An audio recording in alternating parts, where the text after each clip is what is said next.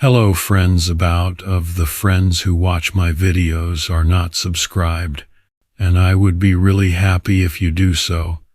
Also, don't forget to hit the like button and leave your comments. Your interaction makes the content reach everyone and contributes to the growth of the channel. Thank you.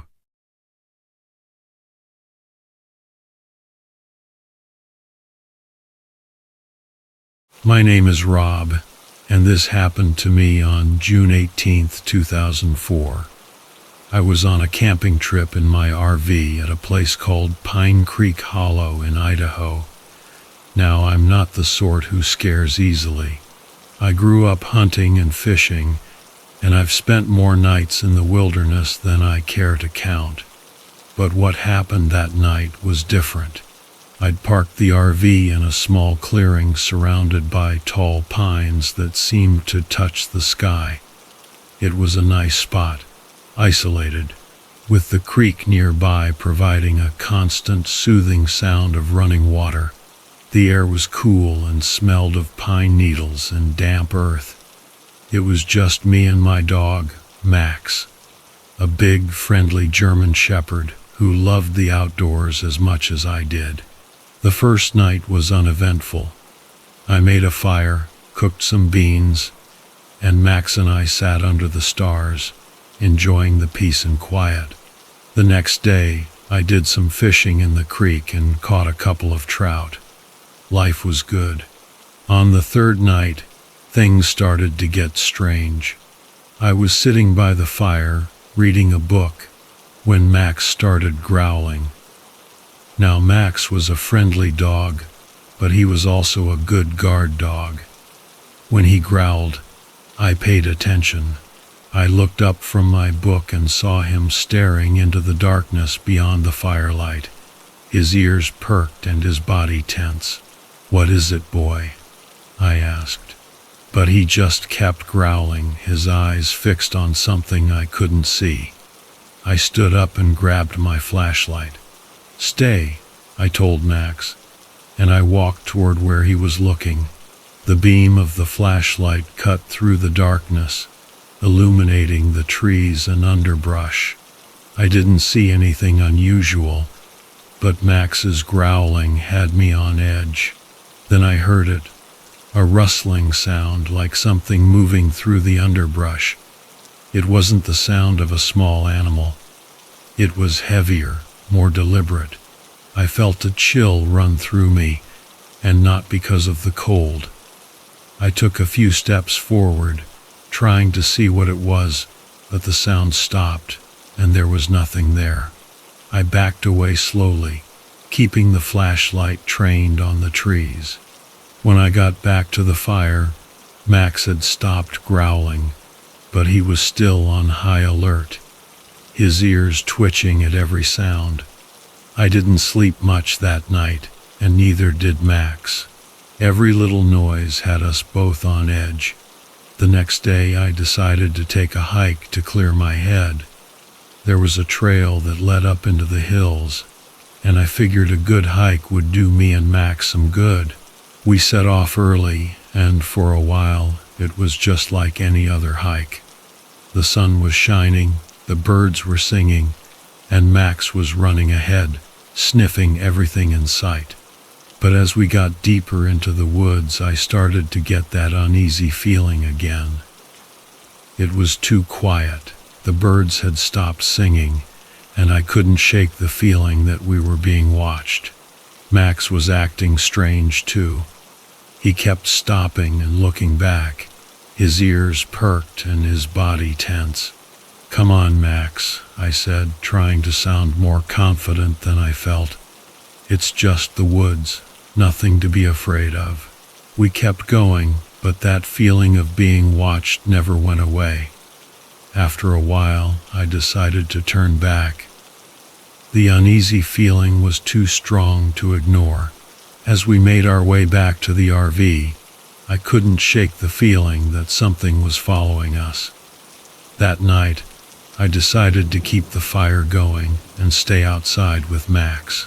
I figured whatever it was that was making us uneasy, it wouldn't come near the fire. Max was restless, pacing around the clearing and growling at the darkness. Around midnight, I heard it again, the rustling sound. But this time, it was closer. I grabbed my flashlight and shone it into the trees. Max was going crazy, barking and growling, his hackles raised. Then I saw it. A pair of eyes reflecting the light from my flashlight. They were high off the ground, higher than any animal I'd ever seen. I froze, my heart pounding in my chest. The eyes disappeared, and I heard the sound of something moving away through the trees. I didn't sleep at all that night. I sat by the fire with Max, my rifle in my lap, listening to the sounds of the forest. Every little noise had me jumping, and Max was just as on edge as I was. The next day, I decided it was time to leave. Whatever was out there, I didn't want to stick around to find out. I packed up the RV and got ready to leave. But as I was loading up, I noticed something strange.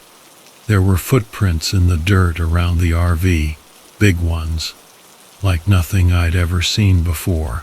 They looked almost human, but they were too big, and the toes were all wrong. I didn't waste any time. I got in the RV and started the engine.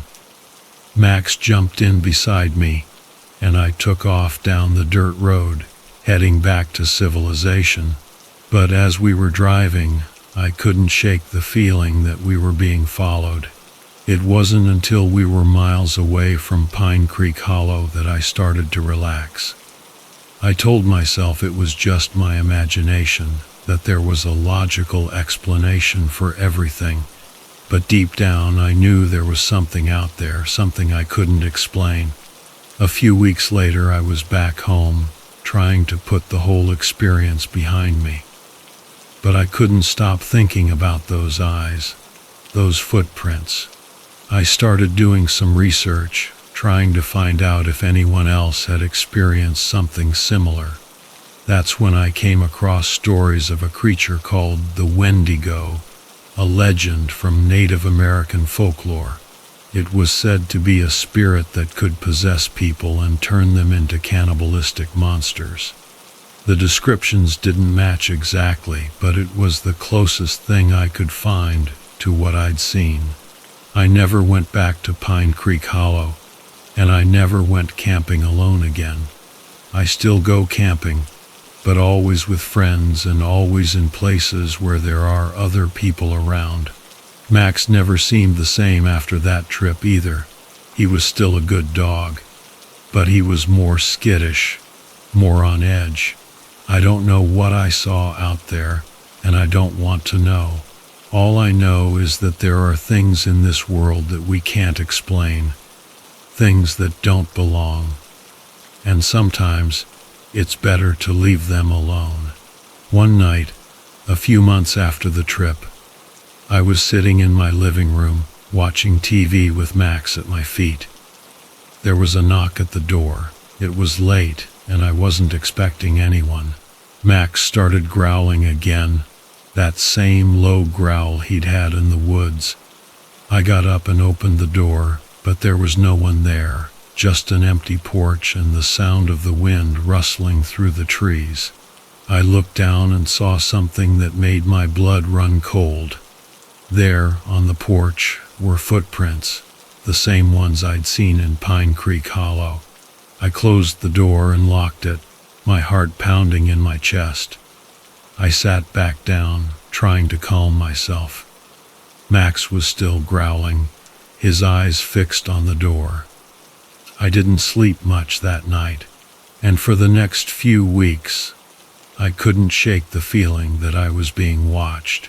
Eventually, the feeling faded, and life went back to normal. But I'll never forget what happened at Pine Creek Hollow, and I'll never forget the name I found in those old legends, Wendigo. Maybe it was just my imagination. Maybe it was something else.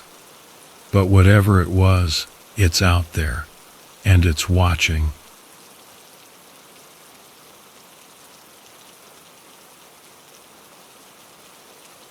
My name is Robert, and this happened to me on July 17th, 2009. I've always loved camping ever since I was a kid. There's something about the quiet of the wilderness, the crackle of a campfire, and the stars overhead that just feels right. So when I got my RV, I decided to take it out for a week-long trip to a spot I found in Wyoming, a place near the Shoshone National Forest. I drove out there on a Monday, early in the morning, with my old friend Davis. We hadn't seen each other in years, so this was a good chance to catch up and relive some of the good old days. We set up camp by a small creek, surrounded by dense trees. It was perfect. The first couple of days were great. We fished, hiked, and sat around the fire telling stories. On the third day, things started to get weird. Dave and I were sitting by the fire, finishing off a couple of beers, when we heard something rustling in the bushes nearby. I didn't think much of it at first. There are plenty of animals out here, after all. Probably just a deer, I said, tossing another log on the fire. Yeah, maybe, Dave replied, but he didn't sound convinced. That night, I woke up to the sound of something scraping against the side of the RV. I grabbed a flashlight and looked out the window but didn't see anything. I figured it was a tree branch or something and went back to sleep. The next morning, Dave mentioned that he'd heard the same noise. We joked about it, calling it the night critter, and left it at that. But that evening, things got worse. We were sitting by the fire again, enjoying the quiet, when we heard the noise again. This time, it was louder, and it didn't sound like any animal I knew. It was a sort of shuffling sound, followed by a heavy thud. "Did you hear that?" Dave asked, his eyes wide.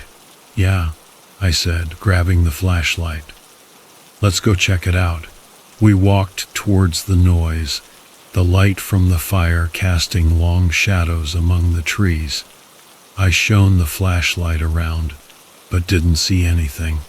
Then, as we were about to head back to the fire, we heard it again, closer this time.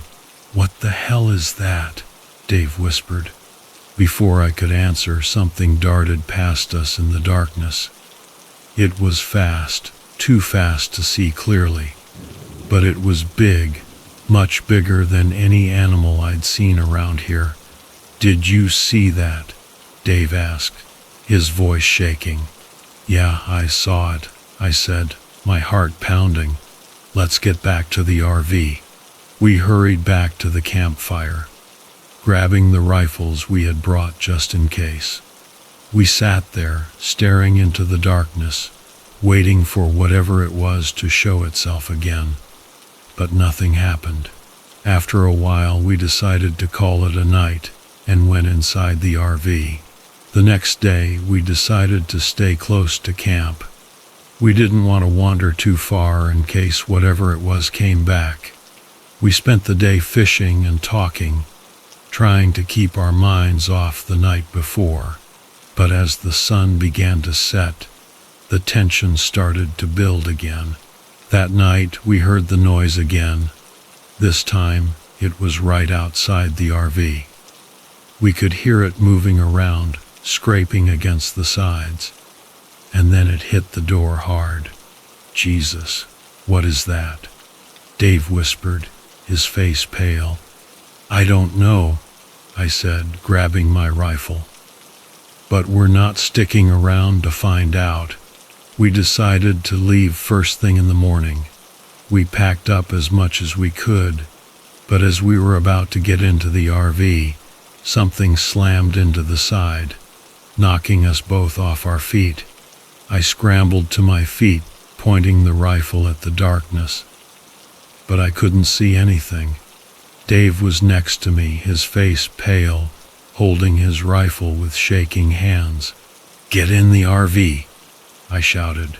We scrambled inside, locking the doors behind us. Whatever it was, it started banging on the door harder and harder. The whole RV shook with each hit. "We need to get out of here," Dave said, his voice shaking. I jumped into the driver's seat, turning the key in the ignition. The engine roared to life, and I floored it, tearing out of the campsite. We didn't stop until we were miles away, parked on the side of a dirt road. "What the hell was that?" Dave asked, his voice still shaking. "I don't know," I said, looking out the window, "but I don't want to find out." We spent the rest of the night in the RV, too scared to sleep. The next morning we drove back to town and went straight to the sheriff's office. We told him what happened, but he didn't believe us. He said it was probably a bear or a mountain lion, but I knew it wasn't. It was something else, something that didn't belong out there. Dave and I went our separate ways after that. We never talked about what happened again, but sometimes, late at night, I can still hear that noise, the scraping, the banging, and I wonder what it was that we saw out there. And I wonder if it's still out there waiting. Years passed, and I tried to put the whole experience behind me. But one evening, I received a call from Dave's wife. She told me that Dave had gone missing during another camping trip. The news hit me like a punch to the gut. I knew I had to go back, to find out what really happened. I drove back to the same spot in Wyoming, my heart heavy with dread.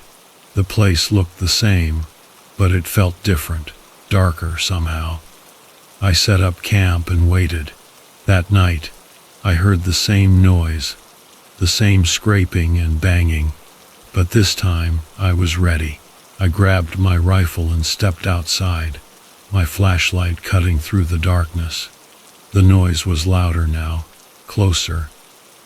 I followed it to the edge of the trees, my heart pounding in my chest. Then I saw it. It was huge, at least 7 feet tall, with long matted hair and eyes that glowed in the darkness. It moved with a strange, jerky gait, like it wasn't used to walking on 2 legs. I raised my rifle, my hands shaking. "Dave!" I shouted, hoping for a response. But there was nothing, just the creature and the darkness. The creature turned towards me, its eyes locking onto mine. I squeezed the trigger, the shot echoing through the trees. The creature let out a sound that sent chills down my spine, a sound that was more human than animal. It staggered back, then turned and disappeared into the trees. I stood there, shaking, trying to process what I had just seen. I knew it wasn't over. I had to find Dave, to know what happened to him.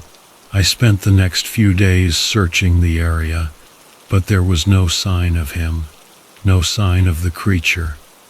It was like they had both vanished into thin air. I went back to the sheriff's office, told him what I saw, but he just looked at me like I was crazy. He said there was no evidence, no proof, but I knew what I saw, and I knew that whatever it was still out there. I never went camping again after that. I sold the RV, moved to a different state, tried to start over, but the memory of that night, the image of that creature still haunts me. I still wonder what it was, where it came from, and if it's still out there waiting. Years later, I did some research, trying to find out if anyone else had seen the creature. I found stories, old legends, about a creature that roams the forests, hunting those who dare to enter its territory. They called it a Wendigo, a name that sent a shiver down my spine. I don't know if it's true, but it felt right, like it was the name I had been searching for. So that's my story. I don't know if anyone will believe me, but I had to tell it. Maybe it's a warning. Maybe it's just a tale of a scared man who saw something he couldn't explain. But I know one thing for sure. I will never set foot in those woods again.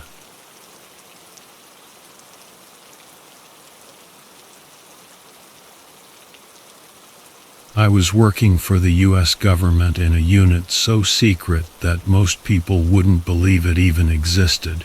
My name is Leander Forrester, and I was part of a cryptid hunting team tasked with investigating and neutralizing mysterious creatures that defied scientific explanation.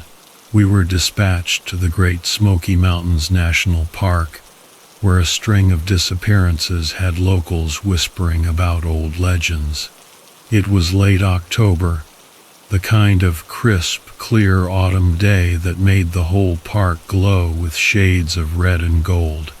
The air was thick with the scent of pine needles and damp earth, and the only sounds were the rustling of leaves and the distant calls of birds. I met up with my team in a small cabin we had commandeered for the mission. My partners were a motley crew: Harris, a grizzled veteran with a military background; Jenna, a sharp-eyed biologist; and Quinn, our tech expert who could hack into anything. We joked a lot to keep the mood light, but there was an unspoken tension. People were missing, and we were there to find out why. Ever notice how this job is 90% waiting around? Harris grumbled, his fingers drumming on the table. And 10% sheer terror? Maybe we should make that 10% happen, Jenna said, her eyes scanning a map spread out on the table. 3 people have gone missing in this area, all within a week. We need to start there. We geared up and headed into the dense forest.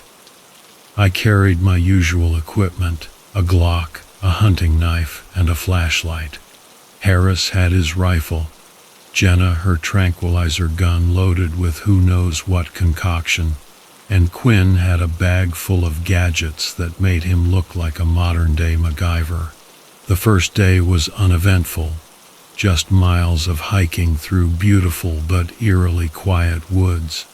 We set up camp near a small stream, cooked some dinner, and shared stories. It was Jenna who broke the silence about our quarry.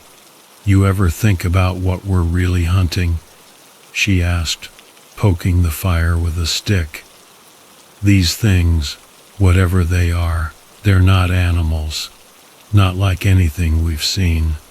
"No use speculating," Harris said. "We'll know it when we see it." That night I took the first watch. The forest was alive with the sounds of nocturnal creatures, but I felt a deep unease.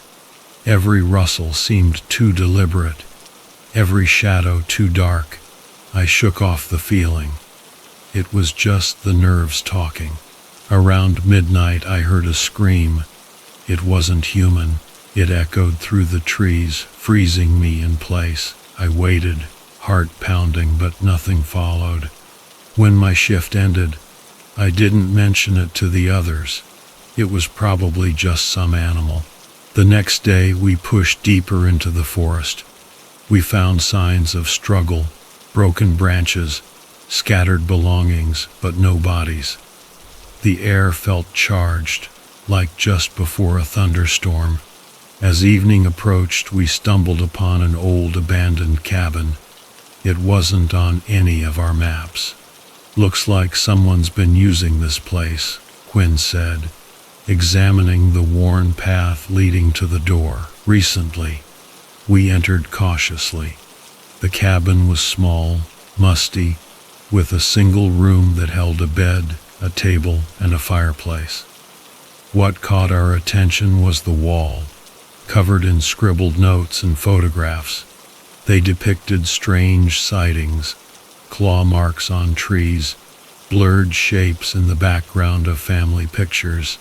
"This is someone's obsession," Jenna said, her voice barely a whisper. "Maybe they were onto something." We decided to spend the night there, taking turns on watch again. This time, it was Harris who heard it. A low, guttural sound outside. He woke us up, and we went out, guns drawn, flashlights piercing the darkness. The sound had stopped, but the feeling of being watched was stronger than ever. We returned to the cabin, uneasy but with no other option. Around dawn, Quinn shook me awake. "Leander, come look at this." In the dim light, I saw what he was pointing at, deep gouges in the wooden door, as if something with massive claws had tried to get in. "We need to move," I said. "Now." We packed up and left the cabin, following a trail we hoped would lead us to answers. By midday, we came across a small clearing. The ground was littered with bones, deer, rabbits, and unmistakably human.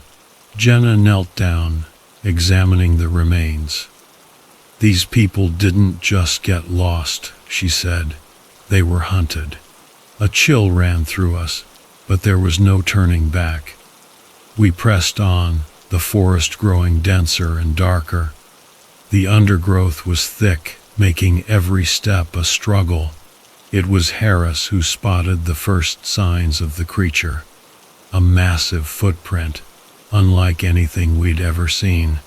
"Jesus, look at the size of that," he said, kneeling beside it. "Whatever made this is big." We followed the tracks.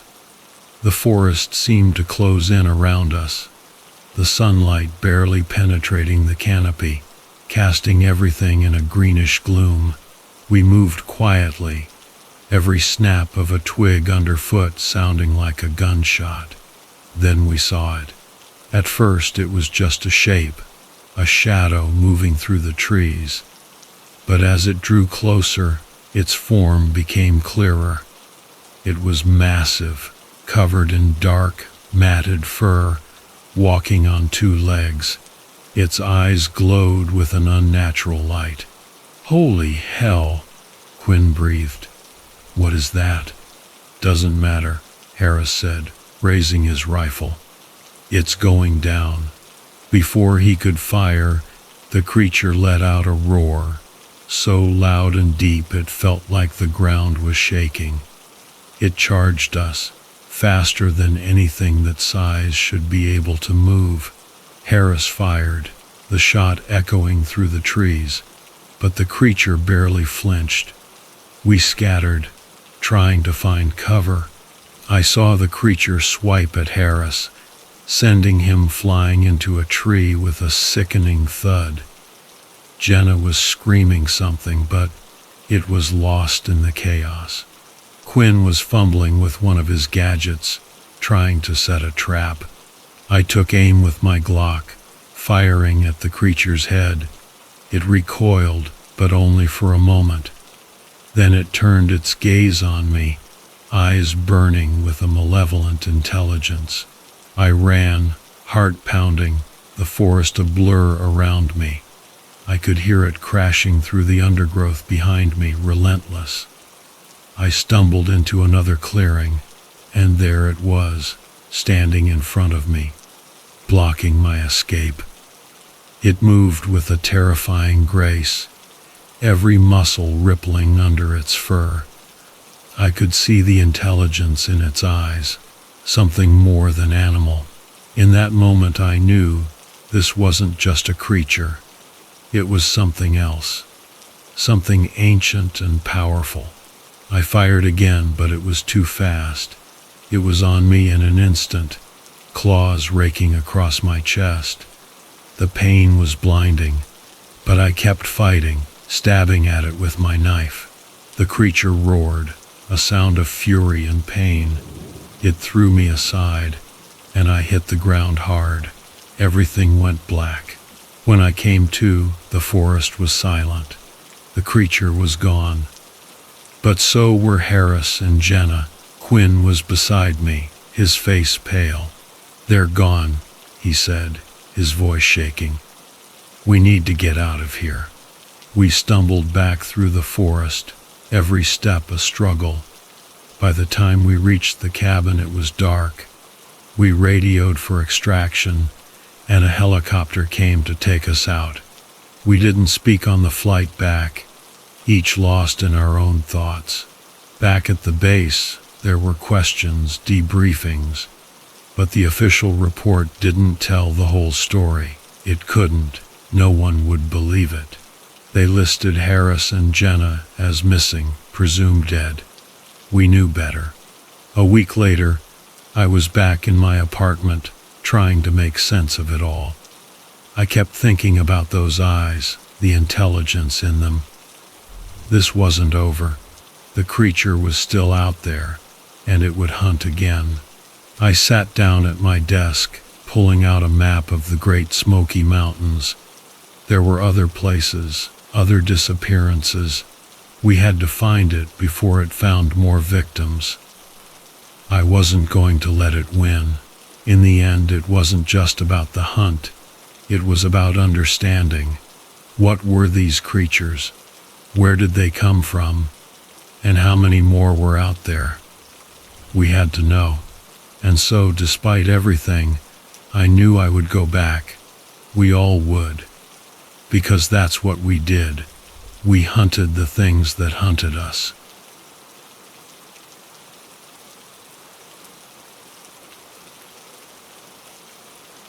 I remember the day I got the call. It was early fall, the kind of day where the leaves crunch under your feet and the air smells of damp earth and dying foliage. My name is Comrade Ainsworth, and I work for a division that doesn't officially exist. We call ourselves the Cryptid Containment Unit CCU. We deal with things that most people believe are mere legends, creatures that shouldn't exist but do. My job is to find them, contain them, and make sure they don't cause any more trouble.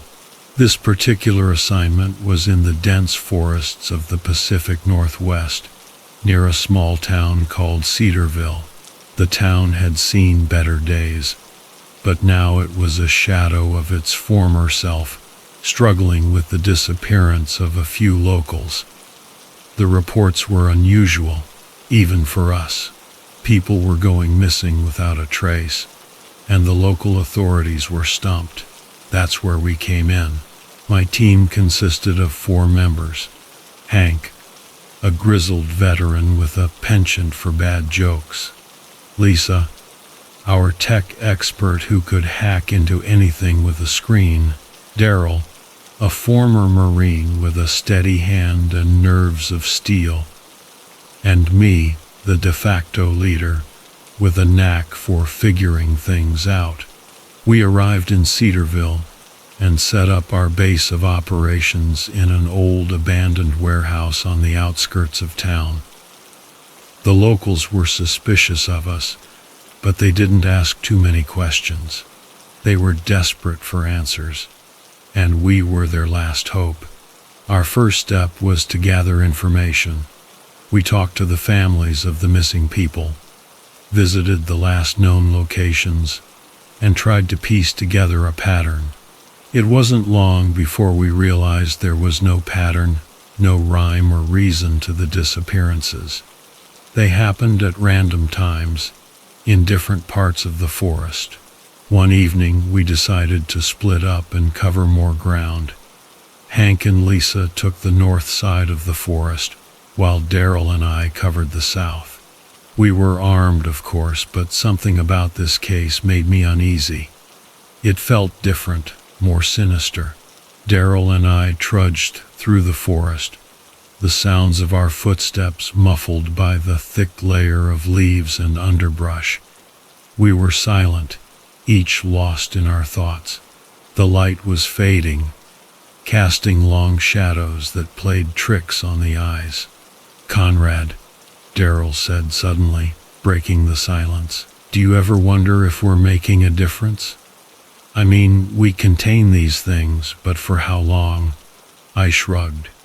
"We do what we can. It's better than doing nothing." He nodded, but I could tell he wasn't satisfied with my answer. I wasn't either, but it was the best I could do. We continued our search, the forest growing darker and more oppressive with each passing minute. We were about to turn back when we heard a noise.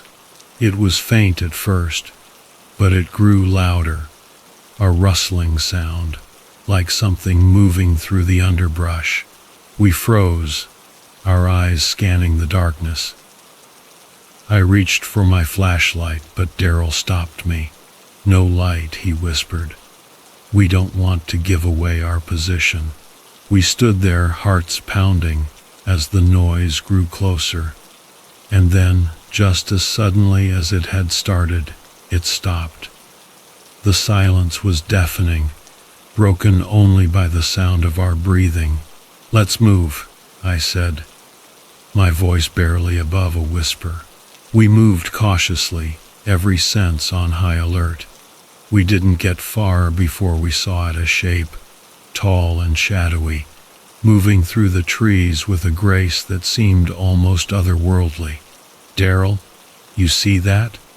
I whispered. "Yeah," he replied, his voice tight. "What the hell is it?" "I don't know," I said, my mind racing. "But we need to find out." We followed the creature, keeping a safe distance. It moved with a purpose, and we trailed it for what felt like hours. Finally, it stopped at a clearing, and we got our first good look at it. It was tall, easily 7 feet, with long, sinewy limbs and a face that was more animal than human. Its eyes glowed in the darkness, reflecting the moonlight. It was covered in thick, matted fur that looked almost black in the dim light.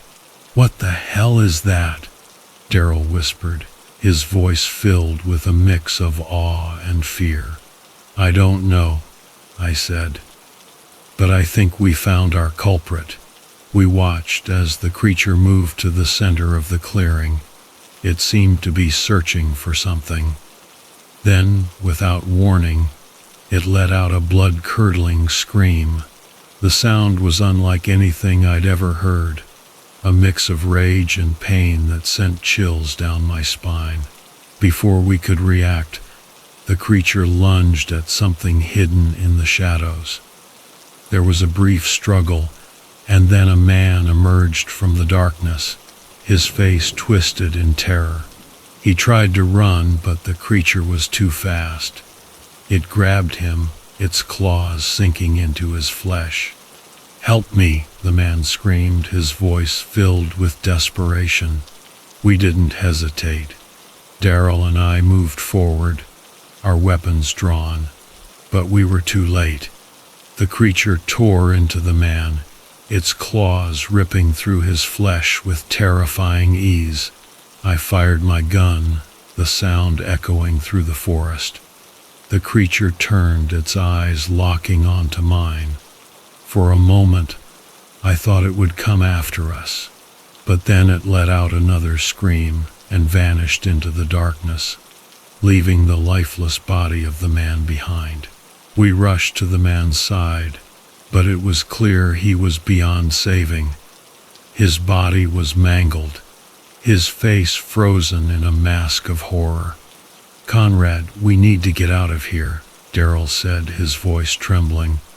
"We can't fight that thing." I nodded, my mind racing. We had to regroup, come up with a plan. We couldn't let this thing continue to terrorize the town. We made our way back to the warehouse, our minds heavy with the weight of what we'd witnessed. Hank and Lisa were already there, their faces grim. "We heard the shots," Hank said. "What happened?" I told them everything, my voice steady despite the fear gnawing at my insides. When I finished, there was a heavy silence. "We need to find a way to track it," Lisa said finally. "We can't let it keep killing people." "I agree," I said, "but we need to be smart about this. We can't take it head on. We need to find its weakness." The next few days were a blur of activity. We scoured the forest, looking for any clues that might help us track the creature. We set up cameras, laid traps, and gathered as much information as we could. Then one night, we got a break. One of our cameras caught the creature returning to the clearing. It was dragging something behind it, a body. We watched as it tore into its victim, the gruesome sight filling us with a renewed sense of urgency. "We need to end this," I said, my voice filled with determination. We armed ourselves with everything we had: guns, knives, anything that might give us an edge.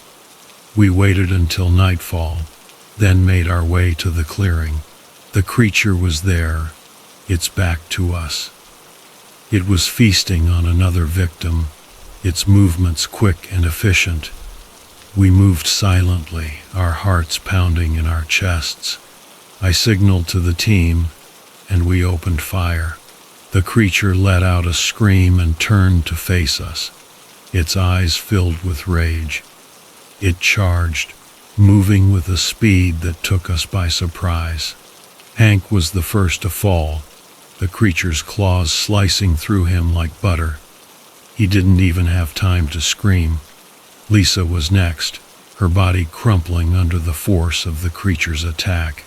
Daryl and I fought with everything we had, but it was no use. The creature was too strong, too fast. It tore into Daryl, his blood spraying across the forest floor. I was the last one standing, my breath coming in ragged gasps.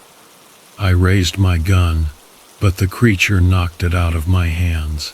It loomed over me, its eyes burning with a feral intensity. For a moment, I thought it would kill me, but then it turned and vanished into the darkness. I was left alone, surrounded by the bodies of my friends. I don't know why it spared me. Maybe it knew I would come after it, that I wouldn't stop until I found a way to kill it. Or maybe it just enjoyed the hunt, the thrill of the chase. In the days that followed, I tried to make sense of what had happened. I reported the deaths, but I knew there would be no justice for my friends. The creature was still out there, and I was the only one left to stop it. I spent months tracking it, following the trail of bodies it left behind. I learned its patterns, its habits, and I became obsessed with finding a way to kill it. In the end, I never did. The creature was too smart, too elusive. It continued to kill, and I continued to chase it, always one step behind. Years later, I retired from the CCU, my body and mind scarred by the hunt. I never stopped looking for the creature, never stopped hoping that one day I would find a way to end its reign of terror. But deep down, I knew the truth. Some things can't be killed, can't be stopped. Some creatures are beyond our understanding, beyond our control. And so I live with the memories, the ghosts of my friends haunting my dreams. I tell myself that I did everything I could, that I fought the good fight, but in the end, it wasn't enough. The creature is still out there.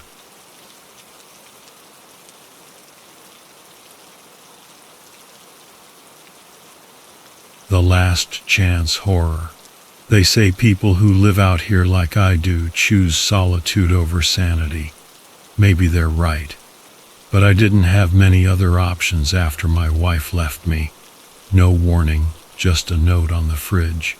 I figured my time in the city was done, sold what little I had left, bought an old trailer, and found myself a patch of land far enough away from civilization that I wouldn't have to see another person unless I wanted to. Not that I ever wanted to. This was 2010, a year that still makes me laugh, because it was supposed to be the start of something better. That's what my ex-wife used to say. The name's Garrett Durst. It's not a name that gets tossed around in polite circles, but I'm not a man of polite circles anymore. Haven't been for years. Most of my days are spent working on the trailer, fixing leaks, making the place habitable, if you could call it that. If it wasn't for the occasional hunting trip or hike through the woods, I'd probably go mad. I've got some dark humor to keep me company. I guess you could call that a coping mechanism. Why don't ghosts haunt the forest? Because all the spirits get axed before they get too close. Yeah, it's lame, but it keeps me entertained. My land sits somewhere near the Idaho-Montana border, far from any real town or road. It's the kind of place that doesn't even show up on GPS, so I don't worry about company. No phone signal, no electricity, just me, the woods, and whatever decides to wander through. A few hunters pass by now and then, but mostly it's quiet. Until it wasn't. I was in the middle of replacing some rotting wood on the trailer siding when I noticed it. The eerie quiet. The birds that usually sang all day were gone. No rustling leaves or snapping twigs from squirrels or deer. It was just silence, like someone hit a mute button on the world. I remember thinking, well, maybe nature finally decided to give me a break. But that thought was cut short when I heard the first scream. It was distant, probably a mile or so out. But it wasn't an animal sound. No, this was a person, high-pitched, panicked. I dropped my hammer, my mind racing through every reason why someone would be screaming that far out. We don't get hikers out here, at least none that survived long enough to scream like that. I grabbed my shotgun. I don't usually carry it around with me, hadn't needed to in years. But something about that scream put a pit in my stomach. You know, the kind that only shows up when you know something's wrong. I stuffed a few extra shells into my pockets and headed out into the woods. It was easy to follow the sound. It didn't stop. The trees were dense, but I know this land like the back of my hand. It's my backyard after all. About 15 minutes into my walk, I found the source. 2 men, or at least what was left of them. They were torn apart, bodies strewn across the clearing like rag dolls, blood pooling into the grass. One of them was missing half his face, his jaw hanging on by a thread. The other, well, there wasn't much left to describe. I'm no stranger to hunting accidents, but this wasn't something a bear or mountain lion could do. No, this was deliberate, violent, like whatever did this wanted to make a point. And it didn't take long for me to figure out that it was still nearby. I heard it before I saw it, heavy footsteps, the kind that make the earth tremble a little. I turned slowly, my shotgun raised, ready for whatever was coming. But nothing could have prepared me for what stepped out of the trees. It was big, probably about 7 feet tall, with long matted fur that clung to its body in clumps. The thing looked like a cross between a man and a wolf, but worse, much worse. It stood on 2 legs but hunched, its long arms ending in claws that were caked in dried blood, and its teeth. God, the teeth. It didn't snarl or roar, just stood there breathing heavy, watching me. I fired off a shot. It hit, but it didn't stop the thing. It staggered back, more out of surprise than pain, before it charged. I barely had time to pump another shell before it was on me. I managed to duck just as one of those claws swiped where my head had been. I hit the ground hard but scrambled to my feet and ran. I didn't look back, didn't want to see how close it was. I could hear it though, crashing through the trees behind me, getting closer. I made it back to the trailer and slammed the door shut, locking it, as if that would stop something like that. I could hear it outside, circling, testing the windows, the door. It let out a low sound, not a roar or a growl, just this deep, guttural noise that vibrated through the walls. I reloaded the shotgun, my hand shaking. I wasn't sure if it was fear or adrenaline, but I wasn't about to sit around and find out. The thing slammed into the side of the trailer, the entire structure rocking from the force. It didn't care about the door. It was going to rip its way inside one way or another. I had one shot, maybe two if I was lucky. So I waited, my back pressed against the far wall, shotgun aimed at the door. It hit again, harder this time. The door buckled, hinges groaning under the pressure. I took a deep breath, steadying myself. And then it happened. The door flew off its hinges, crashing into the opposite wall. The creature stood in the doorway, silhouetted by the fading light outside. It stepped in, its massive frame barely fitting through the doorframe. I didn't wait. I pulled the trigger. The blast hit it square in the chest, and for a moment, I thought I had it. But it didn't go down. It stumbled, blood oozing from the wound, but it didn't fall. It looked at me, more annoyed than anything, and I realized I was out of options. That's when I heard the second scream. It wasn't from outside, it was from inside the trailer, somewhere in the back. My heart sank. I wasn't alone in here. I backed up, my shotgun empty, nowhere to run. The creature took a step forward and then it stopped, its head snapping toward the back room. I heard the scream again, louder this time, closer. And then something else, something I'll never forget. A second one. There was a second one of those things, but smaller, faster. It darted out from the shadows, slamming into the larger creature. They tumbled together, clawing, biting, tearing into each other. I didn't stick around to watch the rest. I ran. I made it outside, not stopping until I hit the tree line. I don't know how long I ran, but by the time I stopped, my lungs were burning, and my legs felt like jelly. I collapsed against a tree, listening. I couldn't hear anything over the sound of my own breathing, but I wasn't about to take any chances. When I finally made it back to the trailer, the place was trashed. The creatures were gone, but the damage they left behind wasn't something I could ignore. Blood, fur, and claw marks covered every surface. The door was gone, windows shattered, walls torn open like paper. But it wasn't just the destruction that bothered me. It was the bodies, those two men I found earlier.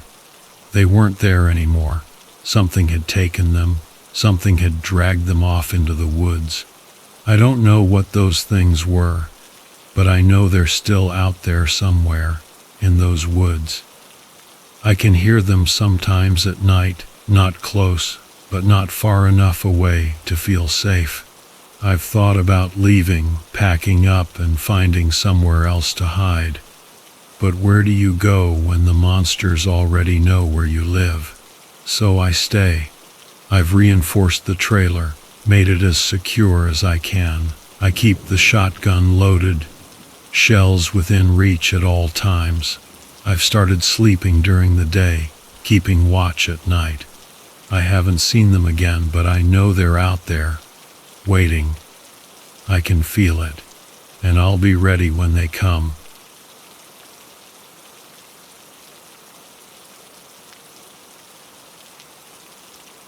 My name is Amos Reading. I was born and raised in a small town called Elkin, nestled in the Allegheny Mountains of West Virginia. Elkin is not on many maps. It's a place where people still wave to strangers and where the woods seem to swallow up the town's edges. I work as a carpenter, mostly doing odd jobs around the area. I like the quiet and the routine. It was a cool autumn day when I decided to take a walk in the Monongahela National Forest. I often went there to clear my head. The dense woods and the sound of the Cheat River always brought me a sense of peace. That day, I had planned to scout for a good spot to take my niece, Ellie, fishing the following weekend. Ellie loved fishing in the outdoors, and I had promised her a trip before the cold set in. The path I chose was less traveled, winding deeper into the forest. I had my old fishing rod with me, just in case I found a promising spot. The forest was alive with the colors of fall, leaves crunching underfoot, the air crisp and fresh. As I walked, I thought about the cabin I was building for a local couple and the new tools I needed for the job. After a couple of hours, I came upon a small, clear stream. It seemed like a good place to cast a line, so I settled down on a rock and got my rod ready. I fished for a while, enjoying the solitude, even though I didn't catch anything. The light was beginning to fade when I decided to head back. I packed up my gear and started the trek home. I must have taken a wrong turn, or maybe I got distracted, but soon I found myself in an area I didn't recognize. The trees here were denser, the undergrowth thicker. I wasn't too worried at first. I knew the forest well enough. I kept walking, figuring I would eventually find my way back to the trail. The first sign that something was wrong came when I found a discarded backpack. It looked weather-beaten and torn. Curious, I picked it up and rummaged through it. There was an old wallet inside, but no ID. Just a few dollars and some loose change. There were also a couple of empty water bottles and a notebook with pages missing. I thought it odd, but figured someone had lost it during a hike and never bothered to come back for it. As I moved deeper into the woods, the light continued to dim, the air grew colder, and an uneasy feeling settled in my stomach. It was then I heard it, a distant rustling, not like the wind through the trees, but something deliberate. I stopped and listened, but the sound ceased. I shook my head, chiding myself for being paranoid, and continued on. About 30 minutes later, I stumbled upon what looked like an old campsite. There was a fire pit surrounded by rocks, long cold, and a few scattered belongings, more backpacks, a couple of worn-out shoes, and what looked like a tattered sleeping bag. I knelt down to inspect the items, and a chill ran through me. Everything seemed abandoned in a hurry. I decided it was time to head back, for real this time. I turned to leave and felt a prickling sensation on the back of my neck. The forest was too quiet. I quickened my pace, trying to remember the way I came, but the trees all looked the same now. My breath came faster, and my heart pounded.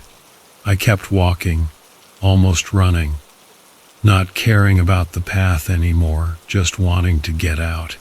That's when I saw it.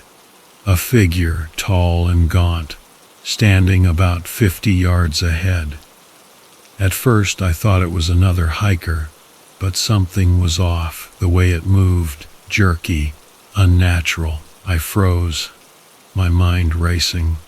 The figure didn't move closer, just stood there watching. I could see its eyes now, glinting in the fading light, reflecting something otherworldly. Panic set in. I turned and ran, not caring about the noise I made. I could hear it behind me, crashing through the undergrowth. I didn't look back. I ran until my legs burned and my lungs felt like they would burst. I tripped and fell, scrambling to get up, and that's when I felt a sharp pain in my leg. I looked down and saw a gash, deep and bleeding. I crawled to a nearby tree, trying to catch my breath. I ripped a piece of my shirt and tied it around the wound, hoping to stop the bleeding. The forest was dark now, the shadows long and menacing. I knew I couldn't stay there. I had to move, had to find my way out. I pushed myself up and started limping forward, each step agony. The figure was gone, but I knew it was still out there somewhere. I walked for what felt like hours, the pain in my leg growing worse. I was losing blood and strength. My mind started to drift, and I stumbled, falling to the ground. I don't know how long I lay there, but I was awakened by voices, faint at first, then louder. Flashlights cut through the darkness, and I saw a group of people, search and rescue, by the looks of it. Relief washed over me as they approached, helping me up and bandaging my leg. They asked what happened, but I could only shake my head. How could I explain what I saw? They escorted me back to town, where I was taken to the local clinic. The doctor stitched up my leg and gave me something for the pain. Sheriff Tomlinson came by to ask questions. I told him about the campsite, the abandoned backpacks, and the figure I saw. He listened, nodding, but I could see the skepticism in his eyes. In the days that followed, I tried to put the incident behind me, but I couldn't shake the feeling of being watched, of something out there in the woods. I heard that the search team found the campsite, but no trace of the figure or any other hikers. Missing persons reports had been filed in the past, but nothing ever came of them. I stopped going into the forest after that. I couldn't bring myself to face whatever was out there. I focused on my work, trying to forget. But every time I looked at the trees, I was reminded of that night, of the figure and the fear that gripped me. Ellie never did get that fishing trip. I told her the river was too dangerous, that we would go another time. She was disappointed, but she understood. I couldn't risk taking her there, not with what I knew, or at least what I thought I knew. Life in Elkin went on as usual. People whispered about the strange things in the forest, but no one really believed. It was easier that way, to dismiss it as superstition or an overactive imagination. But I knew better. I had seen something that didn't belong in our world. Years passed, and I grew older. The memory of that day never faded, though. It stayed with me, a constant reminder of the unknown. I still live in Elkin and still work as a carpenter, but I never venture into the forest anymore. I leave that to the younger, braver souls. Every now and then a hiker goes missing and the whispers start again. People speculate, but no one really knows. The forest keeps its secrets well, and I keep mine. The figure in the woods, the abandoned campsite, it all remains a mystery, one that I am content to leave unsolved. Amos reading, just an ordinary man with an extraordinary tale. A tale that no one believes, yet one that I cannot forget. The woods of Elkin are still there, silent and unyielding, holding on to their secrets. And I am here too, a silent witness to the unknown, living my quiet life, always looking over my shoulder, always.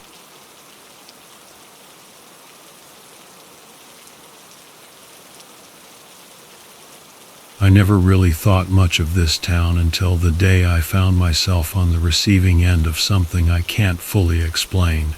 My name's Ben L. Krause, and this story happened to me on a quiet day in March 1995. I had just moved to this small, sleepy town called Crescent Ridge, in the middle of nowhere in Wisconsin.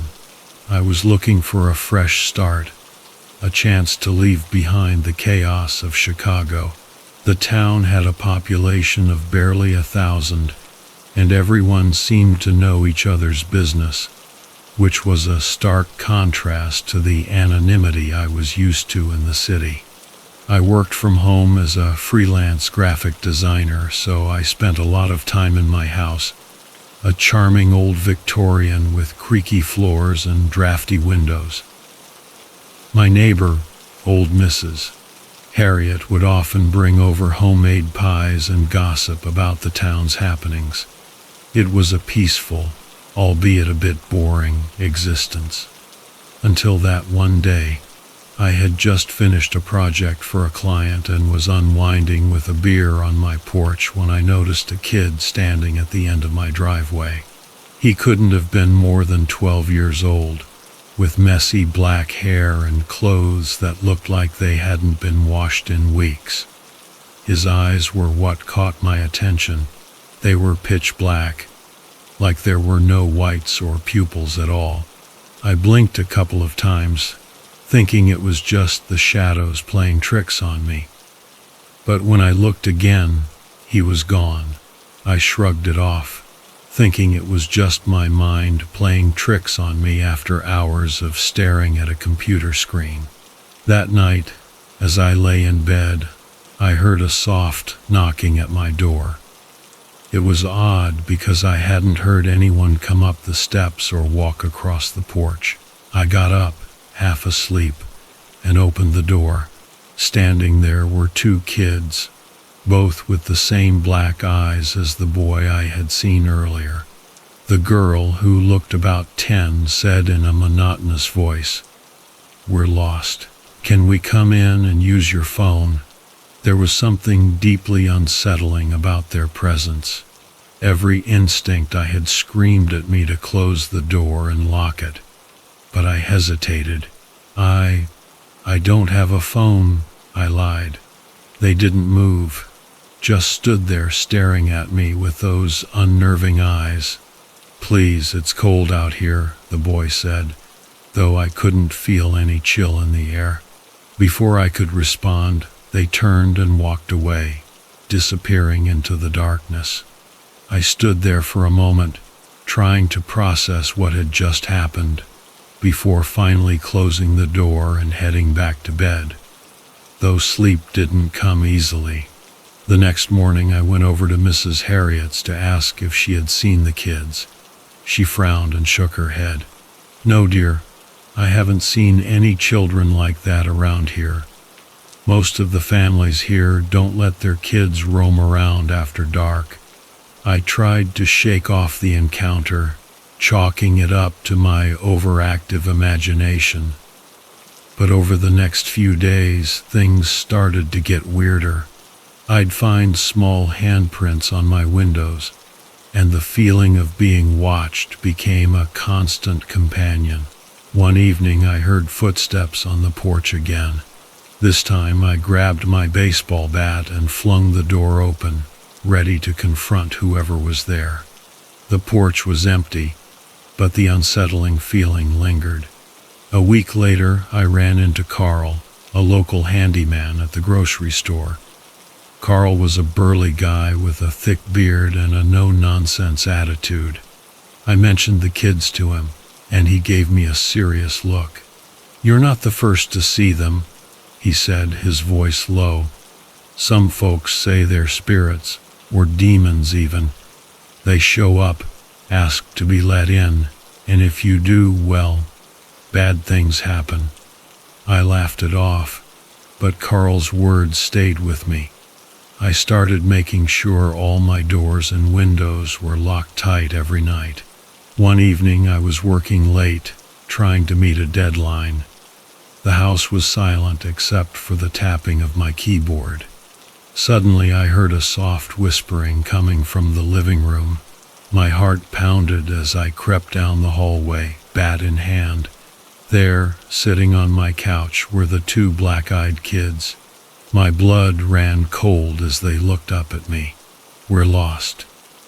"Can we use your phone?" the girl repeated, her voice emotionless. "How did you get in here?" I demanded, trying to keep my voice steady. They didn't answer, just stared at me with those soulless eyes. Panic set in, and I backed away slowly, heading for the front door. They stood up, moving in unison, and started towards me. I bolted out the door and ran to Mrs. Harriet's house, pounding on her door. She opened it, startled to see me in such a state. "They're in my house," I gasped. "Those kids with the black eyes." She pulled me inside and locked the door. "Calm down, Benel. Tell me exactly what happened." I recounted the events, and she listened patiently. "Those kids, they've been around before. Years ago, a family down the road let them in. The parents disappeared, and the kids were never found. We spent the rest of the night sitting in her living room, the tension thick in the air. I didn't go back to my house until the sun was fully up. When I did, it was empty, but I could still feel their presence, like a lingering shadow. The next few days were a blur. I couldn't focus on work, and I avoided going out after dark. One evening, Carl came by to check on me. He brought over a couple of beers, and we sat on the porch, talking about anything but the kids. As the sun set, Carl got up to leave. "You keep your doors locked, and if they come back, don't let them in, no matter what." I nodded, grateful for his concern. That night I slept with a knife under my pillow, though it didn't bring much comfort. A few days later I woke up to find a note slipped under my door. It read, "We're still here. Let us in." Fear turned into anger, and I decided I'd had enough. I went into town and bought a security system, installing cameras around the house and motion sensors on the doors and windows. That night, as I watched the monitors, I saw them. The two kids stood at the edge of my yard, staring up at the cameras. They didn't move, just watched.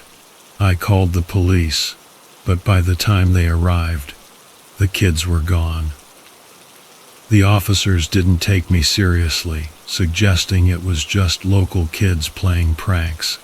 The next day I found Carl at the hardware store and told him about the note. He looked grim. "You need to get out of here, Benel. These kids, they're not normal. They'll keep coming back." I wanted to believe it was all just a series of pranks, but deep down I knew Carl was right. That night I packed a bag, deciding to stay at a motel in the next town over until I could figure out what to do. As I left, I couldn't shake the feeling that I was being watched. A week passed, and I didn't hear from the kids. I started to think maybe they'd moved on. I returned home, cautiously optimistic. But as soon as I stepped inside, I knew something was wrong. The house felt colder, emptier. That night, as I lay in bed, I heard the familiar soft knocking. I ignored it, pulling the covers over my head. The knocking grew louder, more insistent. Finally, I got up, gripping the knife tightly, and opened the door. They were there, as I knew they would be. "We're lost. Can we use your phone?" the boy asked, his voice a hollow echo. "No," I said firmly. "Go away." For a moment they just stared at me, and then they smiled. It was a chilling, unnatural smile. They turned and walked away, fading into the darkness. The next morning I found Carl's body in his yard. He looked like he had been dead for days, though I had just seen him the day before. His face was frozen in a look of terror. The town was shocked, but no one could explain what had happened. I knew I had to leave. I packed up my things, put the house on the market, and moved back to the city. It wasn't the fresh start I had hoped for, but I couldn't stay in Crescent Ridge any longer. To this day, I don't know what those kids were or why they targeted me. Sometimes, late at night, I think I see those black eyes staring at me from the shadows. I keep my doors locked and my windows shut, hoping that they never find me again. I never told anyone the full story, afraid they'd think I was crazy. But the fear, the memory of those chilling encounters, lingers, and I know, deep down, that the black-eyed kids of Crescent Ridge are still out there, waiting for someone else to open their door.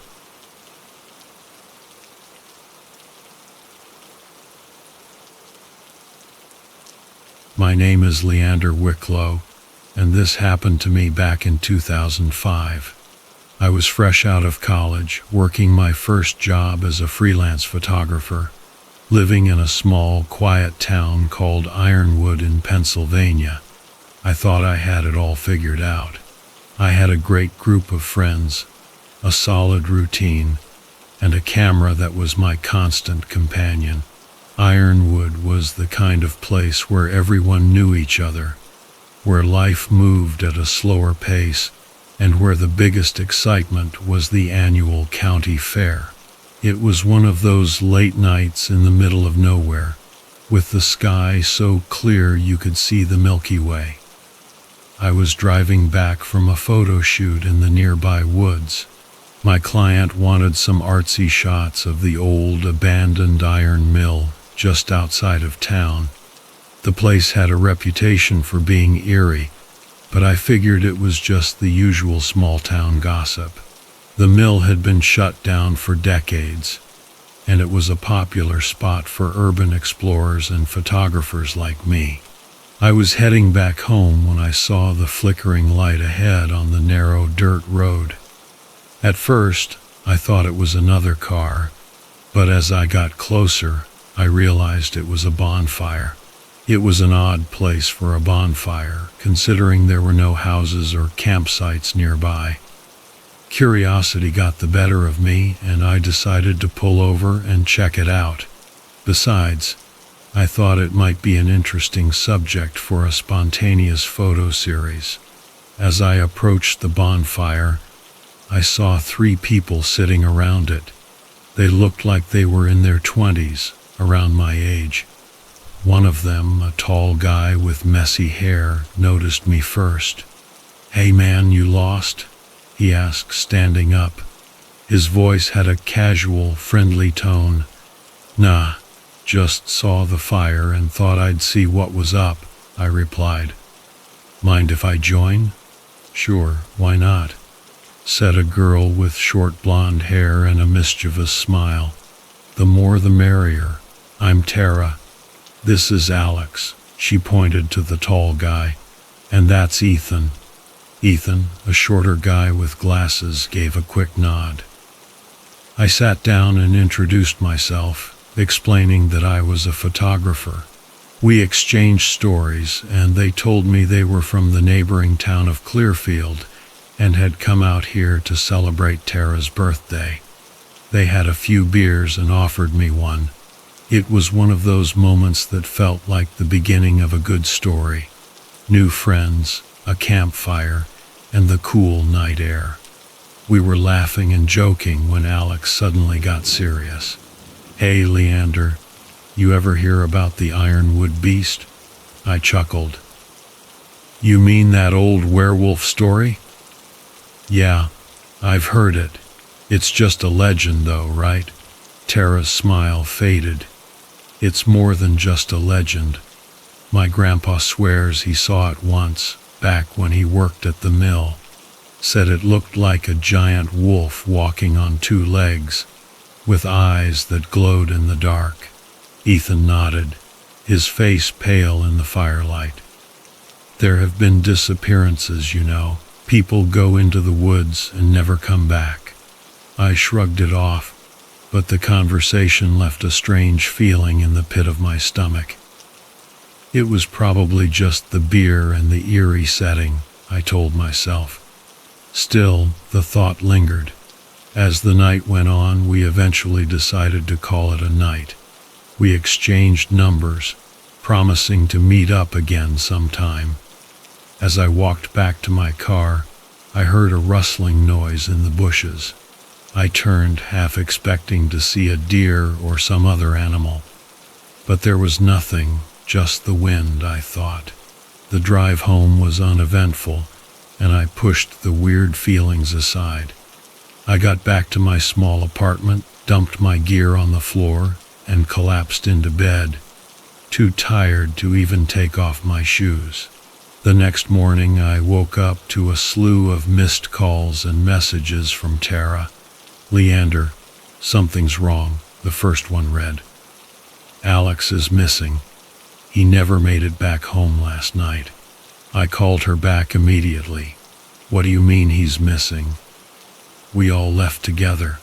"I don't know," she said, her voice shaky. "He was supposed to drop Ethan off, but Ethan said he never showed up. We called the police, but they haven't found anything yet." I felt that chill run down my spine, but I tried to stay calm. "Okay, let's not panic. Maybe he just went somewhere without telling anyone." Tara agreed to meet me at the iron mill.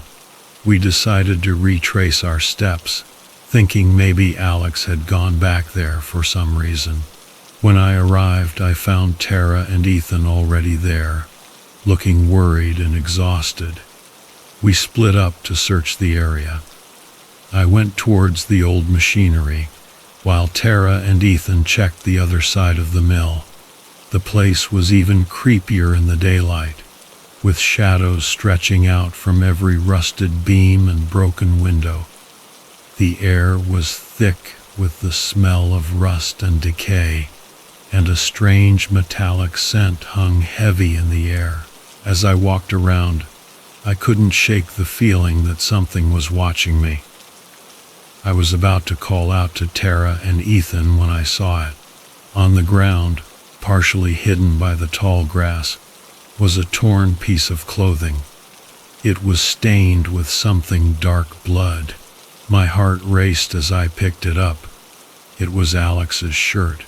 "Guys, over here!" I shouted. They came running, their faces pale as they saw what I was holding. "Oh my God," Tara whispered, tears welling up in her eyes. "We need to call the cops again," Ethan said, his voice trembling. We did. And within an hour, the place was swarming with police.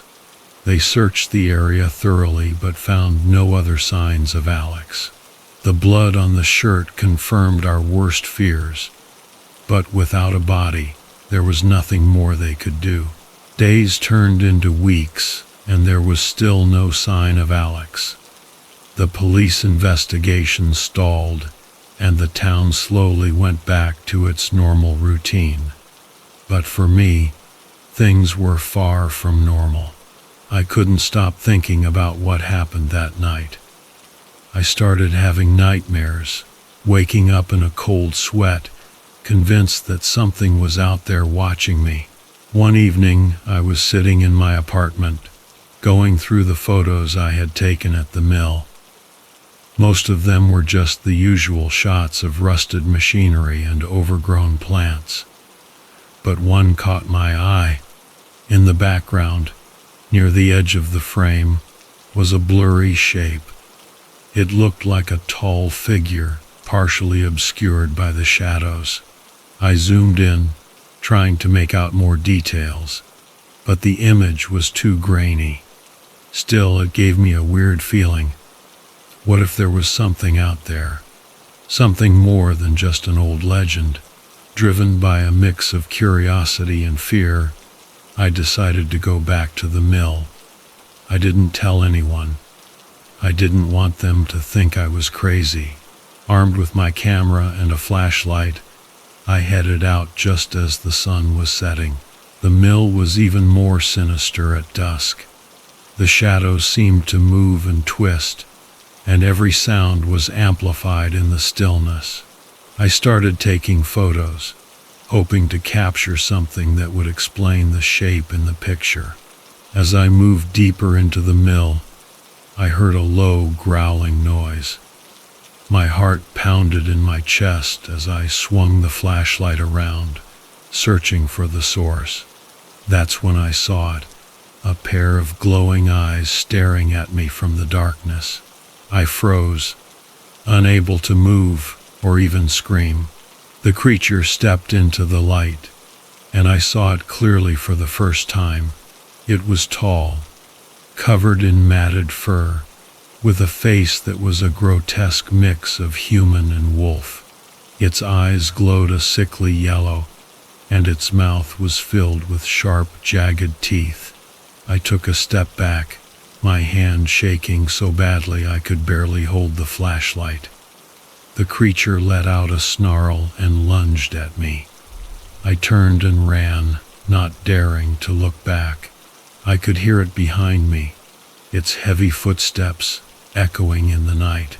I burst out of the mill and ran to my car, fumbling with the keys. I could feel it getting closer, its hot breath on my neck. I managed to unlock the door and throw myself inside, slamming it shut just as the creature reached me. It clawed at the windows, its eyes filled with rage. I started the car and sped off, my heart racing. I didn't stop until I was back in Ironwood, surrounded by the familiar sights and sounds of the town. I called Tara and told her everything. She listened in silence, and when I finished, she simply said, "We need to tell the police." We did, but they didn't believe us. They said it was probably a wild animal, a bear or a wolf, and that our imaginations were running wild. But I knew what I saw. I knew that Alex wasn't just missing. He was taken by that thing. The weeks turned into months, and the nightmares continued. I couldn't shake the feeling that the creature was still out there, watching and waiting. I stopped going to the mill, but it didn't matter. The fear followed me everywhere. Then one night, I got a call from Ethan. "Leander, I need to talk to you," he said, his voice urgent. "Meet me at the diner in 10 minutes. I got there as fast as I could. Ethan was already there, looking pale and shaken. "What's going on?" I asked. "I found something," he said, sliding a folder across the table. Inside were a series of old newspaper clippings, dating back decades. Each one detailed a disappearance in the woods near Ironwood, and each one mentioned sightings of a strange creature. "It's been happening for years," Ethan said. "Every few years, someone goes missing, and they always find traces of blood, but never a body. It's the same story, over and over." I felt a chill run down my spine. "What do we do?" Ethan looked at me, his eyes filled with determination. "We find it, and we kill it." We spent the next few weeks preparing. We gathered weapons, flashlights, and anything else we thought might help.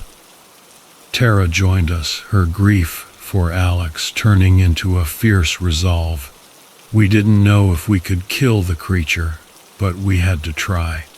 On a moonless night, we headed back to the mill.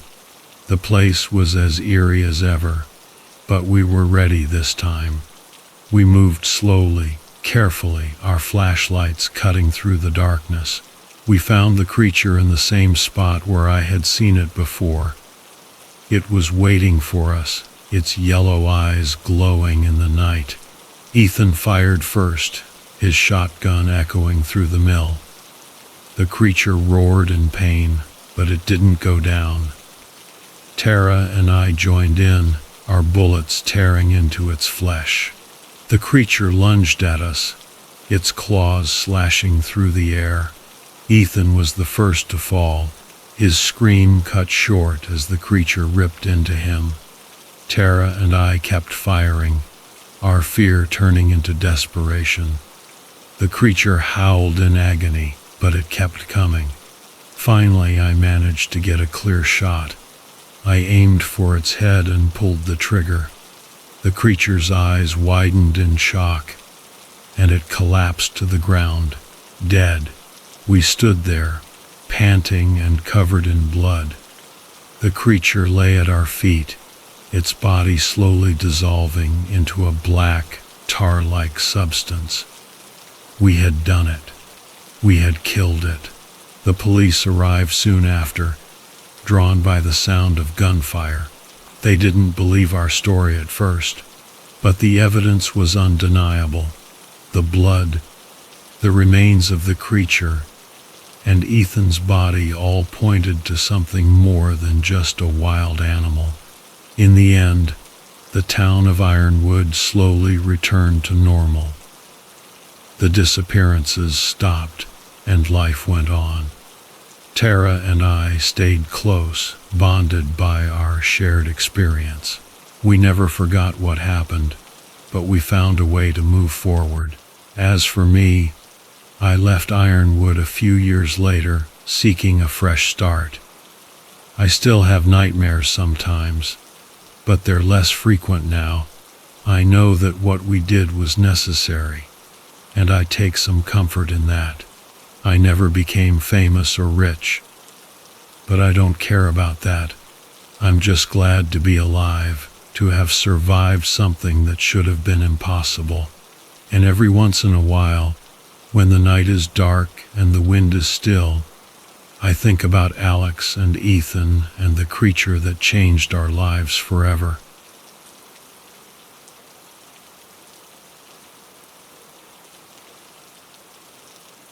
My name is Callum Hargrove, and this happened to me back in 1998. At the time, I was just a regular guy working a dead-end job at a hardware store in Fenville, Michigan. It was a small town with not much going on, but it suited me fine. I wasn't ambitious.